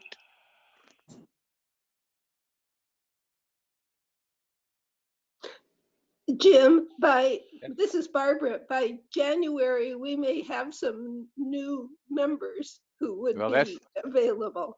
That's true. Can you hear me now, Jim? Yes. Okay, good. I just unmuted myself. Yeah, I'd be Okay. happy to serve on the committee. I just have a couple questions for Yoli. Is there a timeline that you want to really get input from the various people on your committee to give you input toward a final plan in place here, and then how often?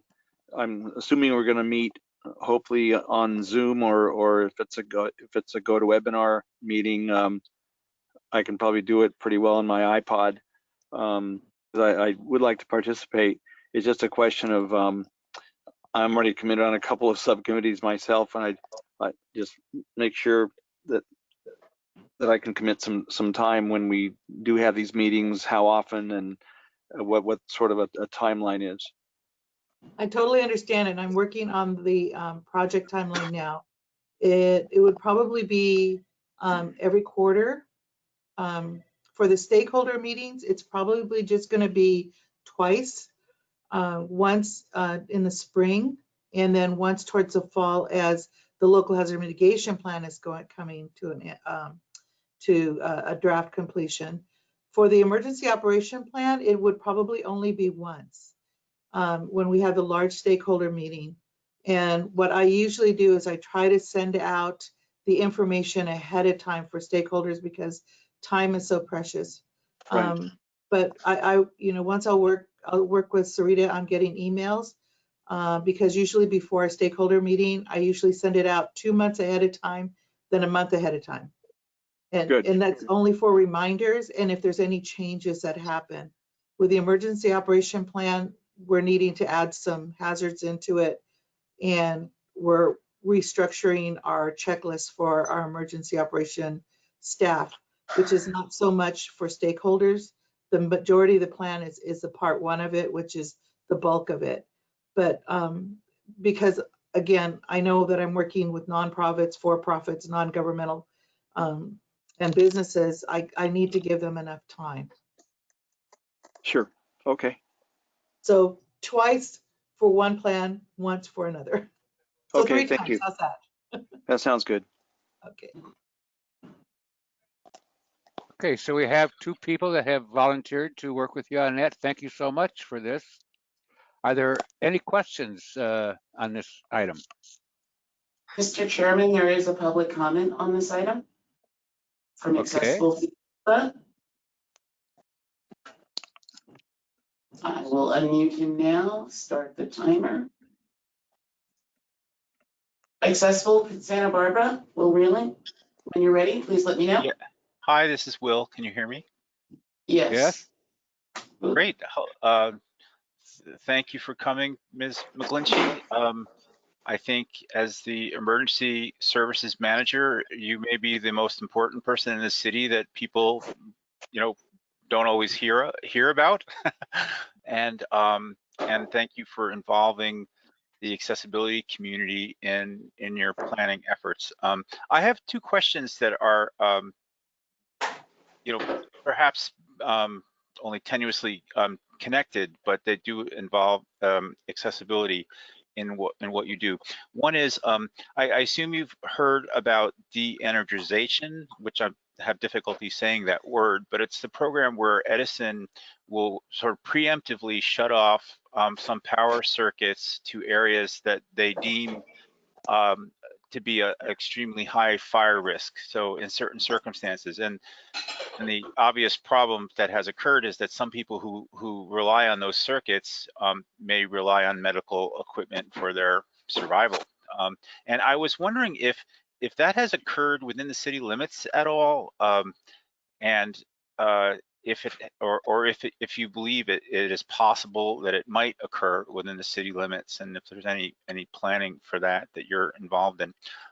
My second question, it relates to the biggest hat you wear in terms of being in charge of all things emergency related, and that is that we're in an emergency right now with COVID-19. And I understand that there is well, everybody has heard that it's crushing the city budget situation, and there are high hopes that the city can gain some reimbursement from the federal government for the additional expenses related to COVID-19. And I had heard that you were very involved with coordinating that effort, and I was wondering if you could give a quick update on that. So my 2 questions are, 1 about the energization, and 2 about the sort of FEMA reimbursement process and how that's going. Thank you. Okay, so for the first one, Edison's public safety power shutoff, the PSPS, we're fortunate. We work very well with the Edison, and they give us 72 hours notice. And if you are signed up, which we encourage everybody to sign up with, the county, and to sign up with Edison, they'll give a 48-hour notice and then a 24-hour notice. We have been working with Edison. I believe there's a mutual aid agreement going before council soon. I know it is, or it just went. I can't remember which one. But we're working with them. So if for some reason there's power outage in certain parts of the city, we're able to open up a couple of places for them to be able to work out of, to be able to give us power. So they have these mobile power units that will come and set up for people to come and power up. The other thing is that we are pretty fortunate that Edison will shut off circuits and not transmission lines. So with PG&E, because they have such a large blackout area, is because they usually will shut down transmission lines, where Edison is doing the circuit lines. And so again, the city has a very good relationship with Edison. And if you look at their mapping, a lot of the circuitry that's in the high fire area does come into the city, but not substantially. It does hit our mountain communities, but it doesn't come into the city. So, unless there's a major break on that back Santa Ynez line, we're looking pretty good. We're looking pretty good. And then we try to get out information as soon as possible as well. We work hand in hand with the county on getting all that information out. So I hope that answers your first question. The second one, in regards to reimbursement, that is actually kind of a tightrope right now. The federal government has released some monies, but it doesn't go down to the local jurisdiction. Our finance department is working overtime with a consultant trying to find ways for us to get reimbursements. However, without any releasing of money, it's not looking good right now. As the emergency manager, I don't have a lot to say, especially as a local emergency manager. I can give my comments to the county, and it goes to the state, and then it goes to the federal government. But mine is with a lot of little voices trying to say, hey, we need help. But for right now, as far as I know, no money has been released to the local government. And that's where it sits right now. This is Chair Marston. Go ahead. I was going to say, I know that's not the best of news right now, but anything can change. So we're optimistic. Okay. I want to clarify something. This is Chair Marston. Are you saying you have applied for funds to take care of certain city functions and nothing's come in, or that you haven't applied yet? I missed that part. You know what? I'd have to check with finance. I believe we have applied for some, but I'm not sure where that's at. The city actually hired a consultant, AG Witt, to help us with that. So we are in meetings with them. My position as the emergency manager is to collect all of what we call our individual work logs and make sure that they're submitted. Just for a note, the only things that are reimbursable are overtime, vehicles that are used for, the incident, and any type of supplies or equipment that we need to order. And right now, a lot of our supplies and equipment are coming from the county. So we're not paying for a lot, but then we are paying for some. So it gets very hairy when you're looking at all of the logistical parts of how an incident is. This one is unique in that public health is the main, they're the ones that are basically in charge of this incident. And where if it was a fire or an earthquake, the city has a lot more leeway. But because public health has that main responsibility, we rely on them for all of our information and the things that we're getting. So our reimbursements are minimal in regards to, overtime and equipment and supplies. However, business-wise, economic-wise, that goes beyond my scope. Okay. That's a whole another topic. Right now, we're dealing with mental health, behavioral wellness, and the fact that we're having a lot of economic backlash from this pandemic. Thank you. I'm sure it's very confusing, all that regulations. I'm just curious, because of the COVID, we've had to have the GoToWebinar system. Is that something that can be submitted to FEMA for the expense of that? Is that a? Yes. Yeah. Yeah. Okay. That's an expense. And I believe Information Technology has already submitted that. They have. Okay. It's considered a resource or equipment. Okay. Upgrade, Thanks. yeah. I want to point out to everybody on the PSPS program, Independent Living Resource Center is getting ready to roll out some websites and advertising about that. My understanding is that Edison is making available battery backup units for people who are vulnerable, seniors, or disabled. And so I think that, and I'm sure you're aware of the ILRC's involvement with ComEd or Edison, right? Yes. On those battery units. Yes. And it's the same thing with the city. That's what the memorandum of understanding is with Edison, is they will also bring some in for the public. Okay. One of the bad things was, this doesn't affect you, but up north, when we had the rolling blackouts, those people weren't notified at all that there was going to be a shut off because it wasn't a power, it wasn't a PSPS, it was a blackout.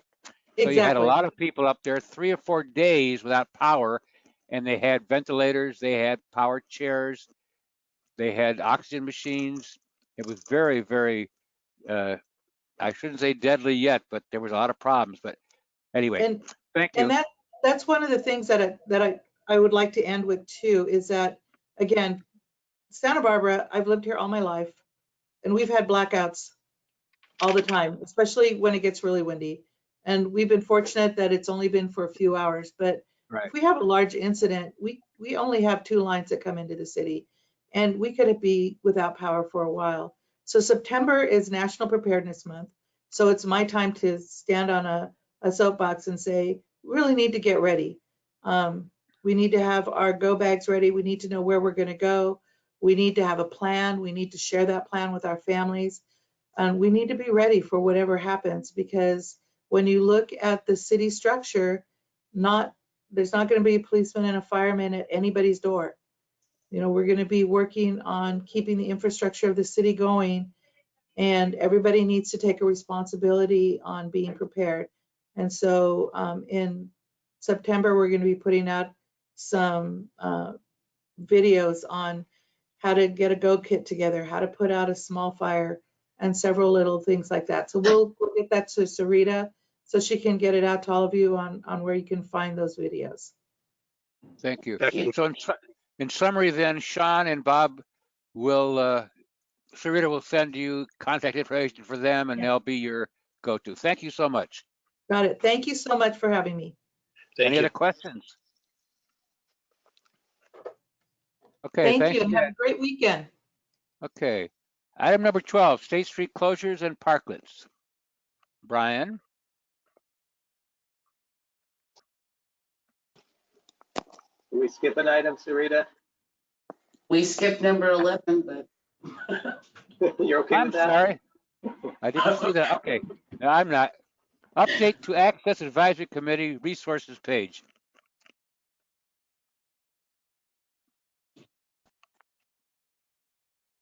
I can bring the page over on screen, Brian, if you'd like. Sure.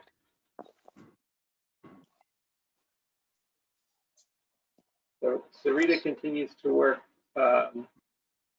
behind the scenes here to make this Access Advisory Committee page more useful for members of the committee or members of the public or even city staff. And if you ever just scroll that down, you'll be able to see some of the information that's available. Sarita, again, thank you very much. This is Barbara. Thank you so much. You're welcome. So yeah, this first page here is more of the basic information, but under, is it in the reference documents, Sarita, where some additional information's been posted? So I've been cleaning up this page and putting relevant documents. And we've got our parking guide, which should open. So that's the city's parking guide, accessible parking guide. Beautiful. Bear with me here. I literally cannot see because I'm on the other side of the room. Here we go. You've got your guidelines for advisory groups, your parklet information, the original resolution, and the revised resolution from 2013. And then continuing on this page, we have our agenda minutes, meeting schedule with links, our current agenda, staff reports, minutes, and our meeting schedule. There's an archive of all of the previous documents going back to 2009 for the Access Advisory Committee, our staff roster. And sometime after this meeting, The audio of this file will be posted onto the website. Most likely it'll be on Monday. It takes a while for the file to upload to the cloud and then be placed on the city's website. And then we have our reference documents. And that's where we are.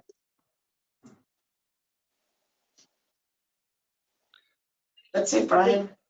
This is Nick Coons. Sarita, thank you for this update. Thank you.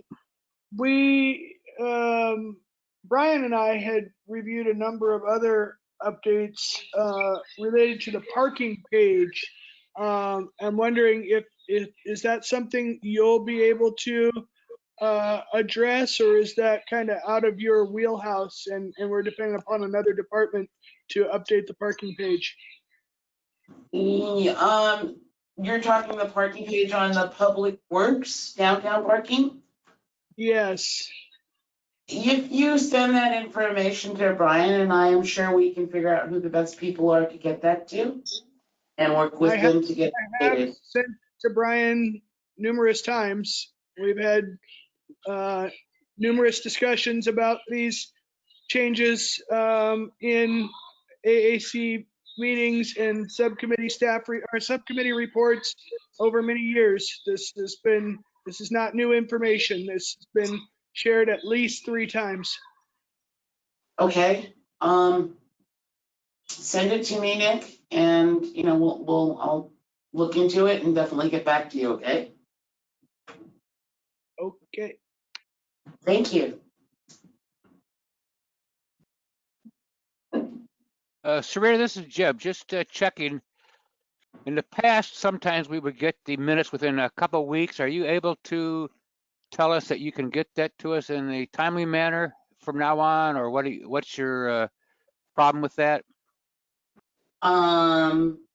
We can get this to you, can we say within 2 weeks from today, we can have the drafts posted? That sounds good, because it's so much easier to listen to the audio and see the minutes while it's still fresh in our mind. So we would really appreciate if you could get that out within 2 weeks. If that's fine, that's great. Okay. Thank you. Any other questions on this resource page?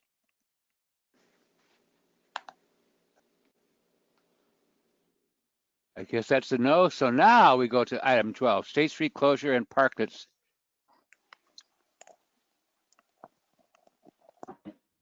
Right, okay, so it's our last item here. We've kind of hit on it on and off with some of the other items on this agenda, but just wanted to let the committee know, if they weren't already aware, that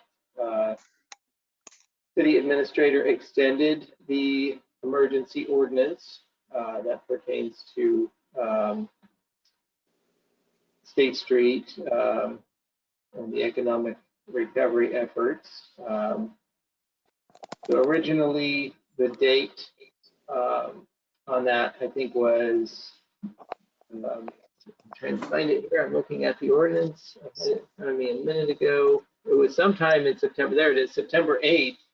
And with that date approaching, and council's on break right now, so when they met earlier this month, they extended that ordinance until December 8th.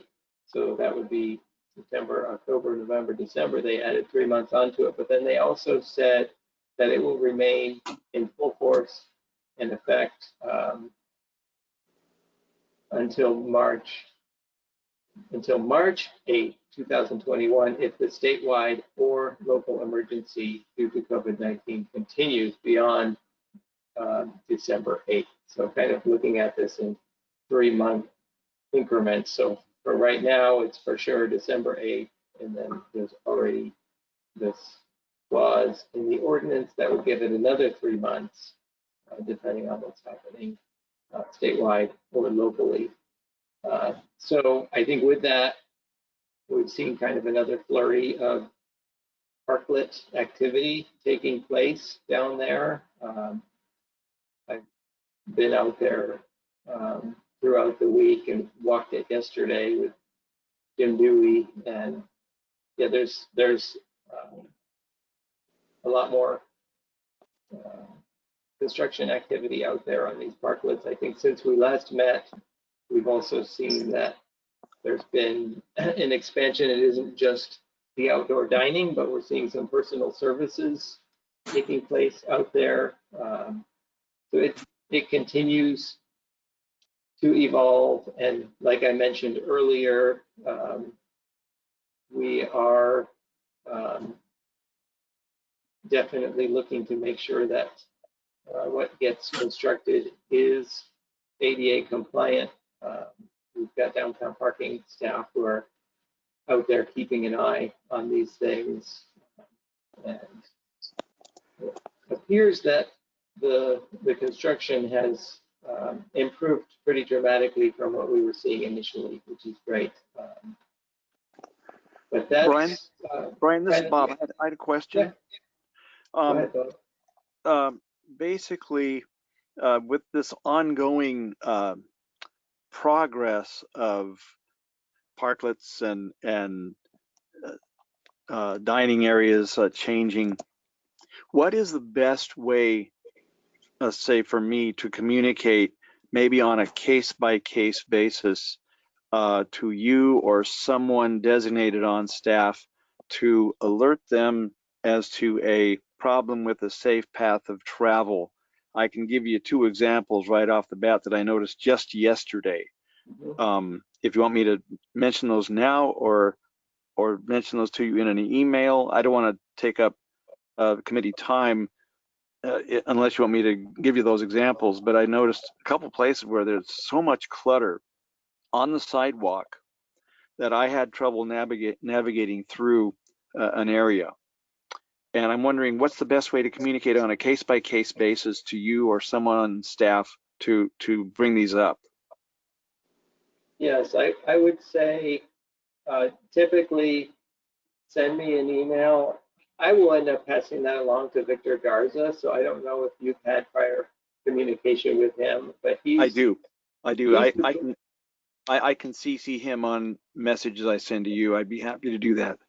That would be perfect. He's the boots on the ground manager out there who has a lot of point of contacts with the businesses. He's got relationships with them, and hopefully can. Good, yeah, because I can give get them to specific. comply. Yeah, I can give specific locations and examples of the exact clutter that's going on. Okay. Thank you.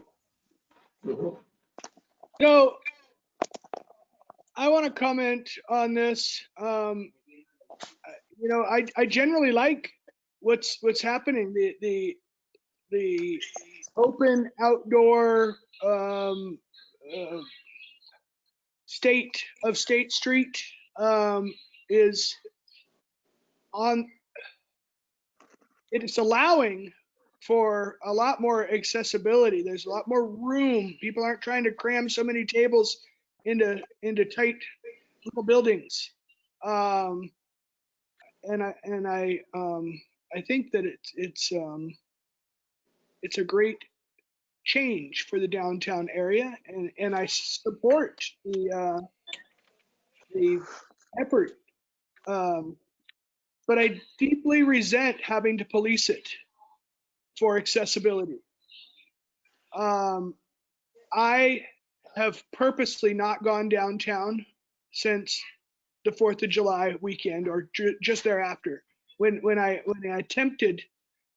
governor shut down all indoor dining just before the 4th of July weekend, and we had all of this inaccessible parklet construction going on, I went downtown and was very frustrated by the state of the situation and the fact that I had anticipated this and given the city staff and council numerous over 60 days. I pointed out these things that were going to happen, and they did. And I fired off a frustrated email, and I was asked by members of the Parklet subcommittee to refrain because I'm not a member of the subcommittee. So I've been voting with my pocketbook and not going downtown. But I'm hearing a lot of celebration about how things are going so good, and I'm dubious. And I don't think it'll take me long if I go downtown to find problems. I hope I'm wrong. But I'm also, one of the reasons I'm very frustrated with having to police this myself is because I don't feel like my efforts to do so yield any results. Brian, I brought to your attention a situation with the Chase before all this parklet stuff. Have you followed up on that? Yes, we have. We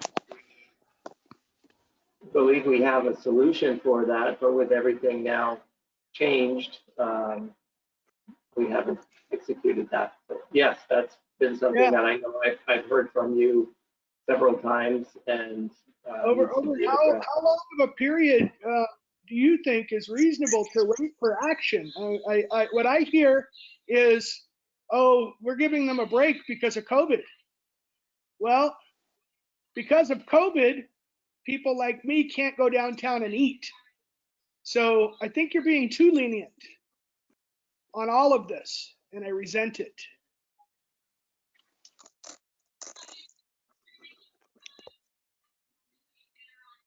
I'm going to go downtown over the next couple of days, and I will make another effort to report my findings. But I'm going to predict here and now that it won't be addressed in a reasonable time frame. That's the expectation that city staff has led me, that it's up to me to police this and give you an unlimited amount of time to address the issues. I would like the city to own up to its responsibility and tell me what is a reasonable amount of time that I should expect for these issues that get policed by me when I shouldn't have to police them to get addressed by staff who should be policing them.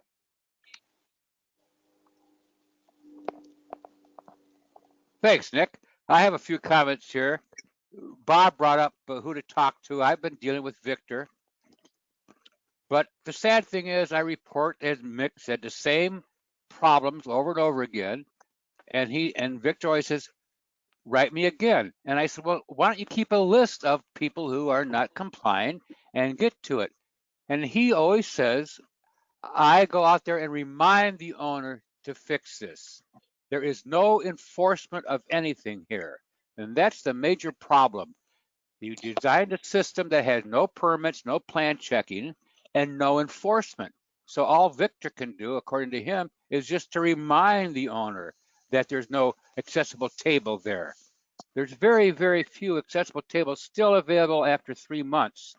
And along with Nick, I started writing in mid-May to say, please make sure this stuff is going to be accessible.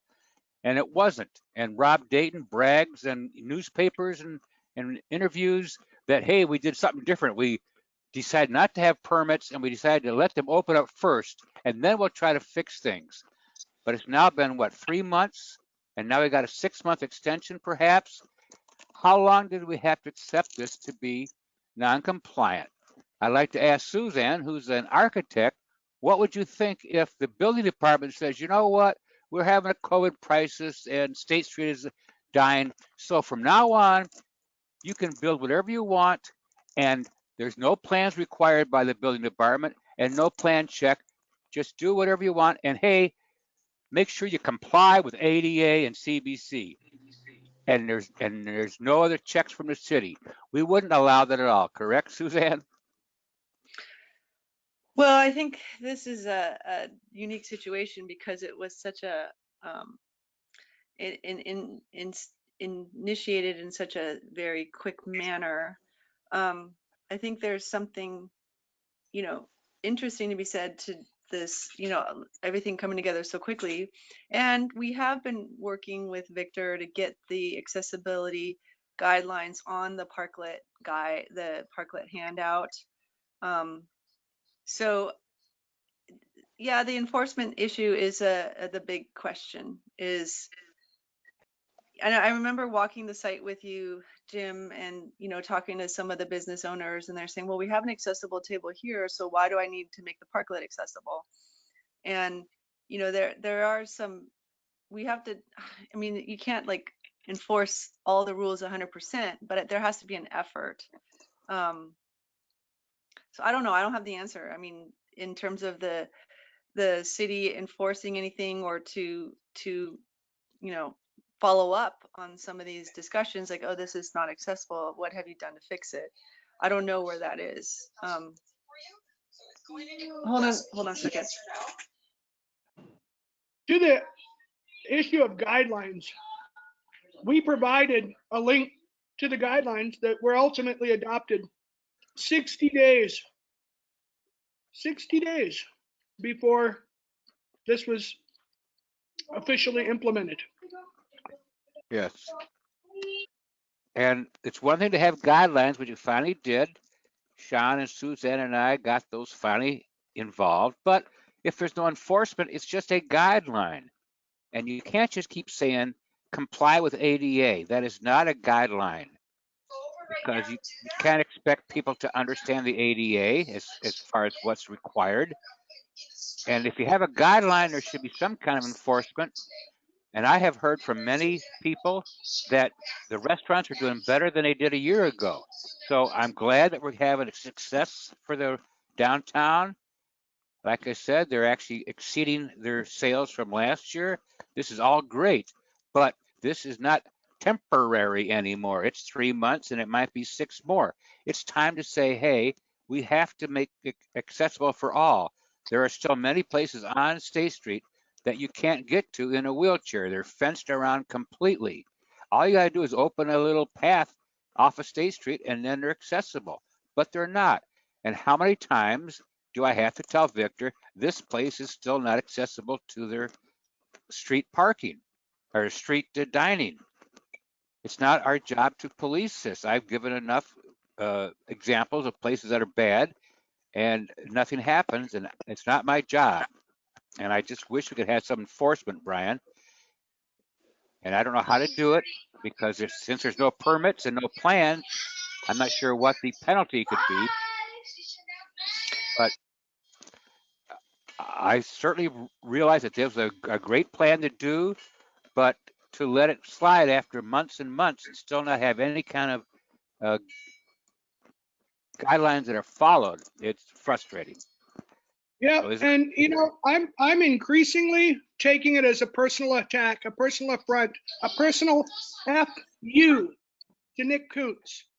So, Brian, as the city's ADA coordinator, I'm looking to you. I'm holding you responsible. When Victor Garza blows me off, when Rob Dayton is on the news reporting what a great job he's doing, that big FU to me, it has your stamp of approval on it.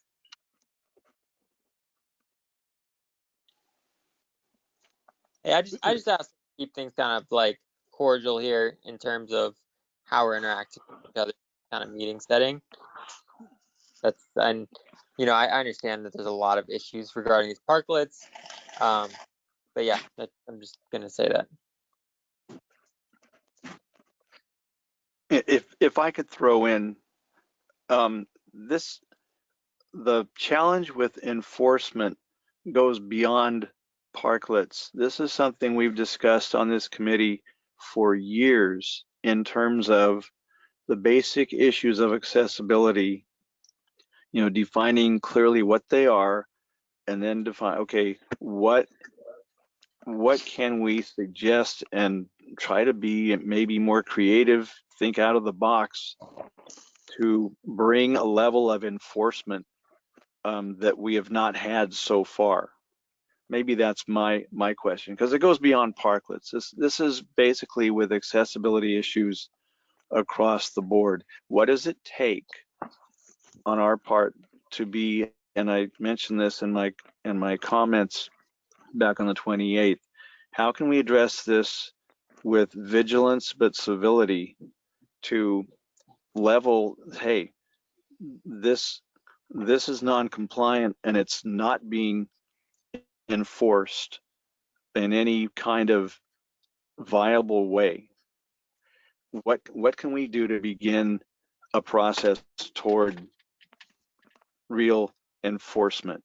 You know, what does it take to get their attention that says we're serious? And Nick, I hear you loud and clear.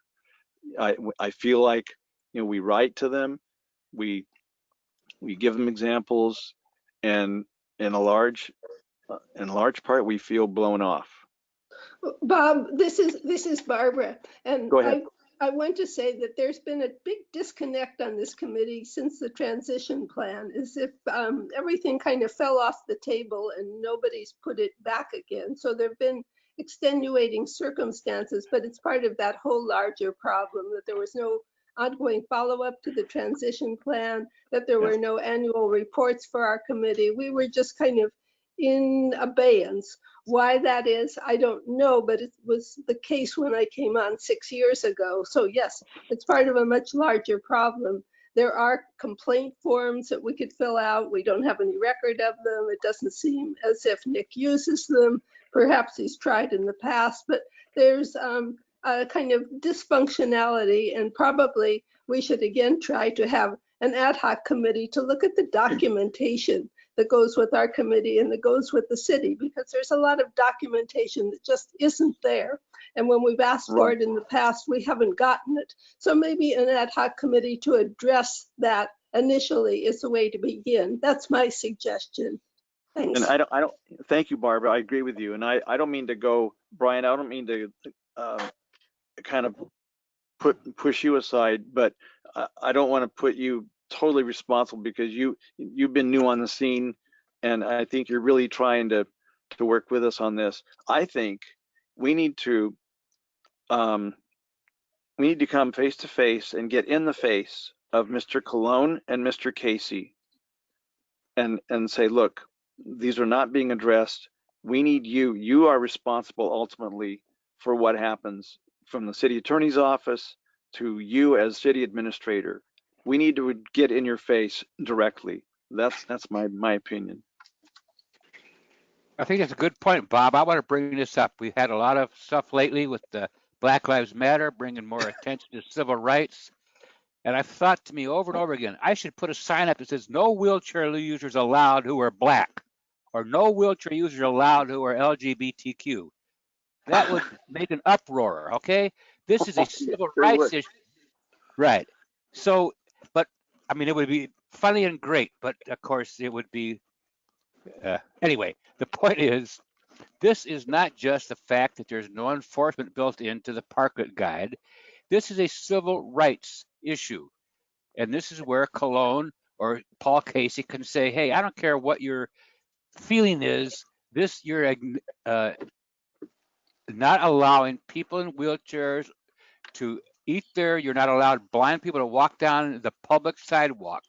This is a civil rights issue, and perhaps has to go higher than Brian or Public Works or Rob or Victor. Jim, Okay. this is Barbara again. You know, this is where the valet subcommittee had a disconnect, where they sat on one side of the table and said to us that they didn't feel this was necessary. And I said to them on the other side of the table, but this is the law, to which they replied, but we don't agree. And that's where things were left, that they didn't agree. And I was saying, but it's the law. So we have not met since then. Right. Yeah. Well, this is Suzanne speaking. There's another thing to consider here, is that these parklets and this outdoor dining is considered a temporary fix. But I feel that COVID is going to be around for a long time, and these temporary constructions are going to become permanent. And Suzanne, I hate to interrupt you, but this is a false premise. And we can't allow, there is no statute, there is no law that says temporary construction does No. not have to be. That's not what I'm accessible. saying.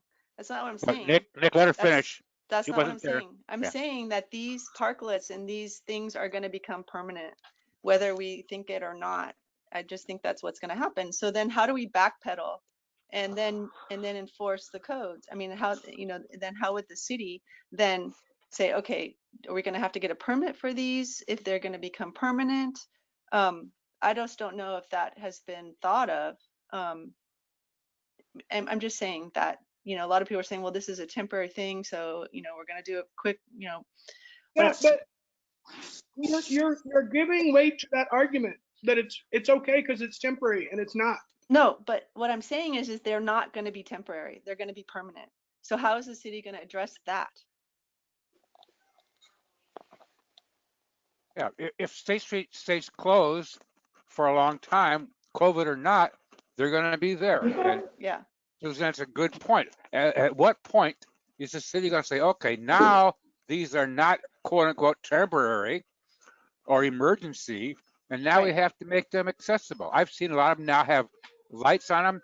They put heaters out there to kind of block access. There's a lot of furniture being put on these. They're not just heating anymore. So, Suzanne, good point. But what would you suggest that the city has to say at one point? These have to be permitted and accessible. Mm-hmm. Any thoughts on that from anyone? This is Brian Demore. I would say that with the extension of that order, that definitely is going to cause us to have to figure some of these things out. And, it was one thing, for Victor to go out there and encourage or plead with businesses to comply, but, looking at possibly many more months of this, I think that approach has been successful in some places, but certainly not in other locations.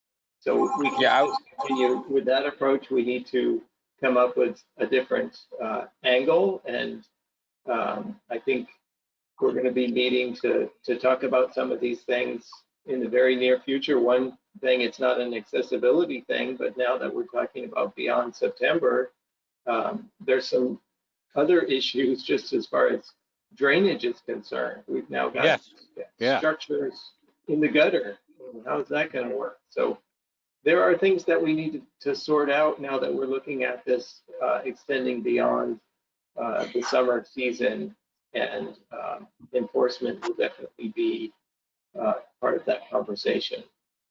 Good thoughts, Brian, but let me ask you, is this something we can add, or do we have to wait for another 6 months before the next ordinance? Or can we somehow get in something for this 6-month extension that says we have to fix these problems?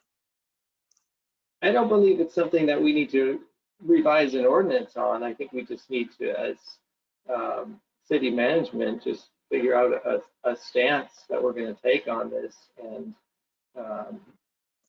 do it.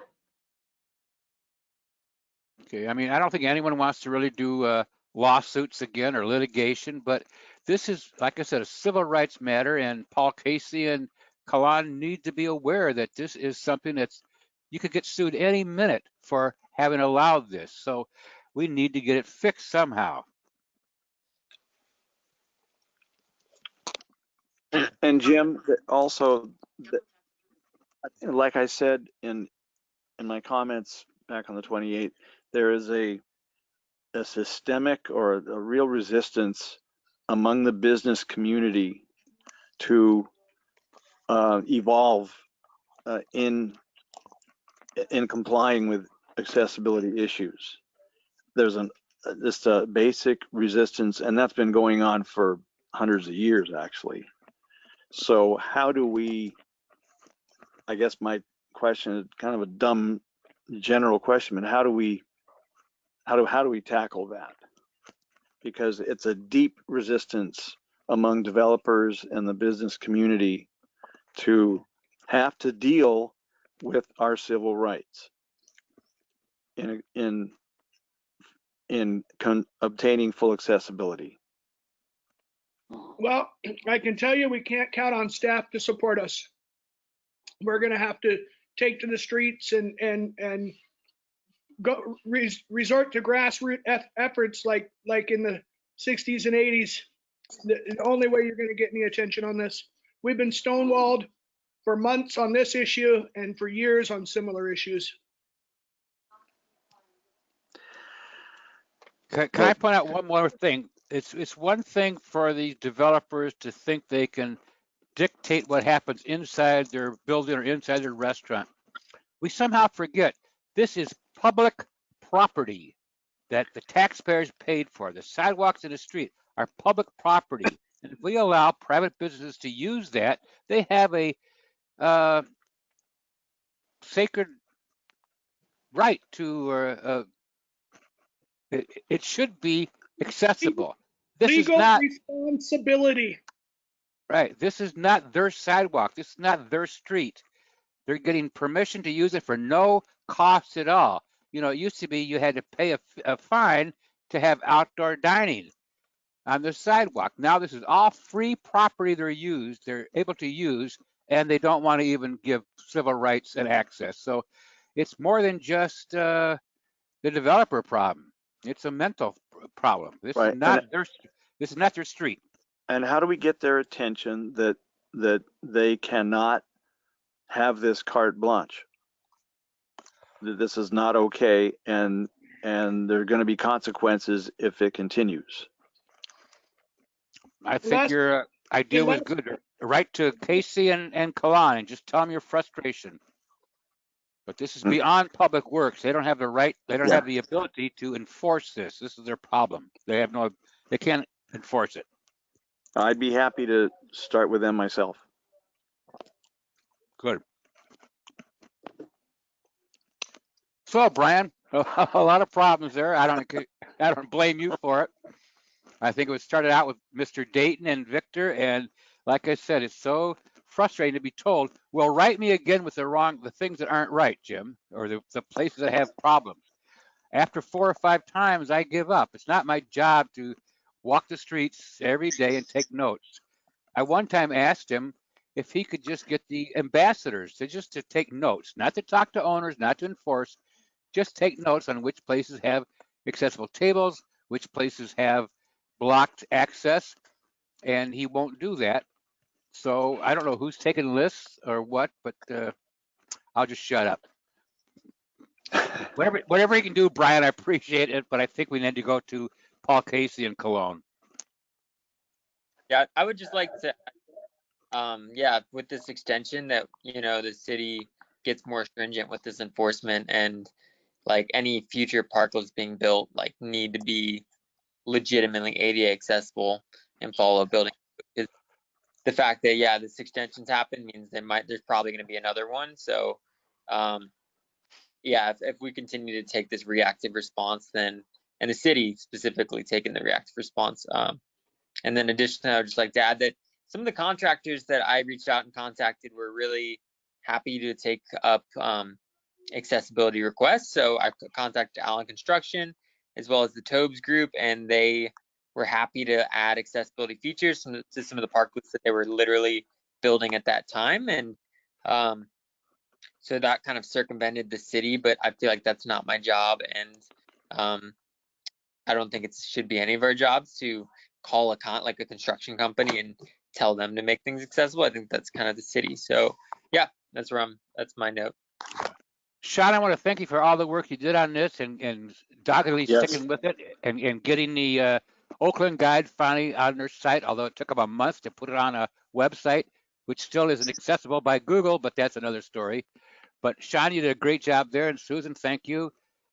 But as we agree here, now that we got a 6-month extension, this is not in anyone's vocabulary as a temporary fix. And we don't want Rob Dayton bragging about how there's no permits here, we did it a different way, and just leave it that way. Somehow we have to say, okay, from now on, from this date forward, they have to have a plan or a permit or a drawing, and you have to do it or we'll pull your right to use the public space. There has to be some kind of enforcement. That's my thought. Thank you. And Sean, I just want to reiterate that I appreciate all your efforts on this. And I hope that you never get as put off and frustrated as I have been made. And I hope that you can continue to make inroads with your slow and measured approach. And your request for me to allow the subcommittee to do its thing was well received, and I hope you continue to make headway. I chose to stay out of it because I can no longer manage the frustrations myself. It's been too many months, too many broken promises, and I should have continued to stay out of it.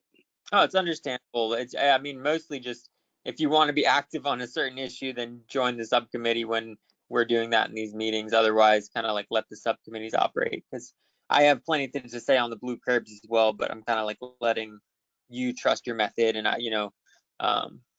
so yeah, I appreciate it. And yeah, that's kind of my comment on that too. Okay, are there any more comments about this? I hope that Brian can just take these comments and see what you can do with your people at Public Works. Maybe, okay, anyway, any more comments on this? I think it's probably time for an agenda, adjournment. Is that correct? Yes. Okay. Can I have a motion to adjourn? You just got one. Okay. Second. All right. I won't even ask for a vote. Thank you, everybody. Sarita, great job. Brian, thank you so much. And everybody Yes, thank you both. And all the members, I really appreciate your involvement. I hope you all reapply. Jim, thank you all. for your very hard work too.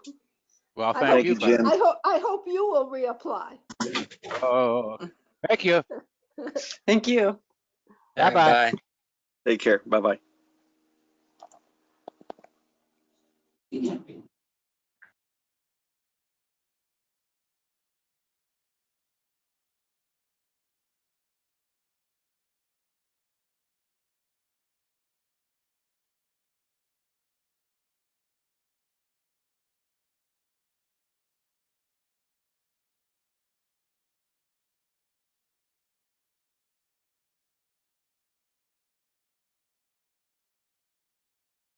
Raised his hand as the meeting was ending.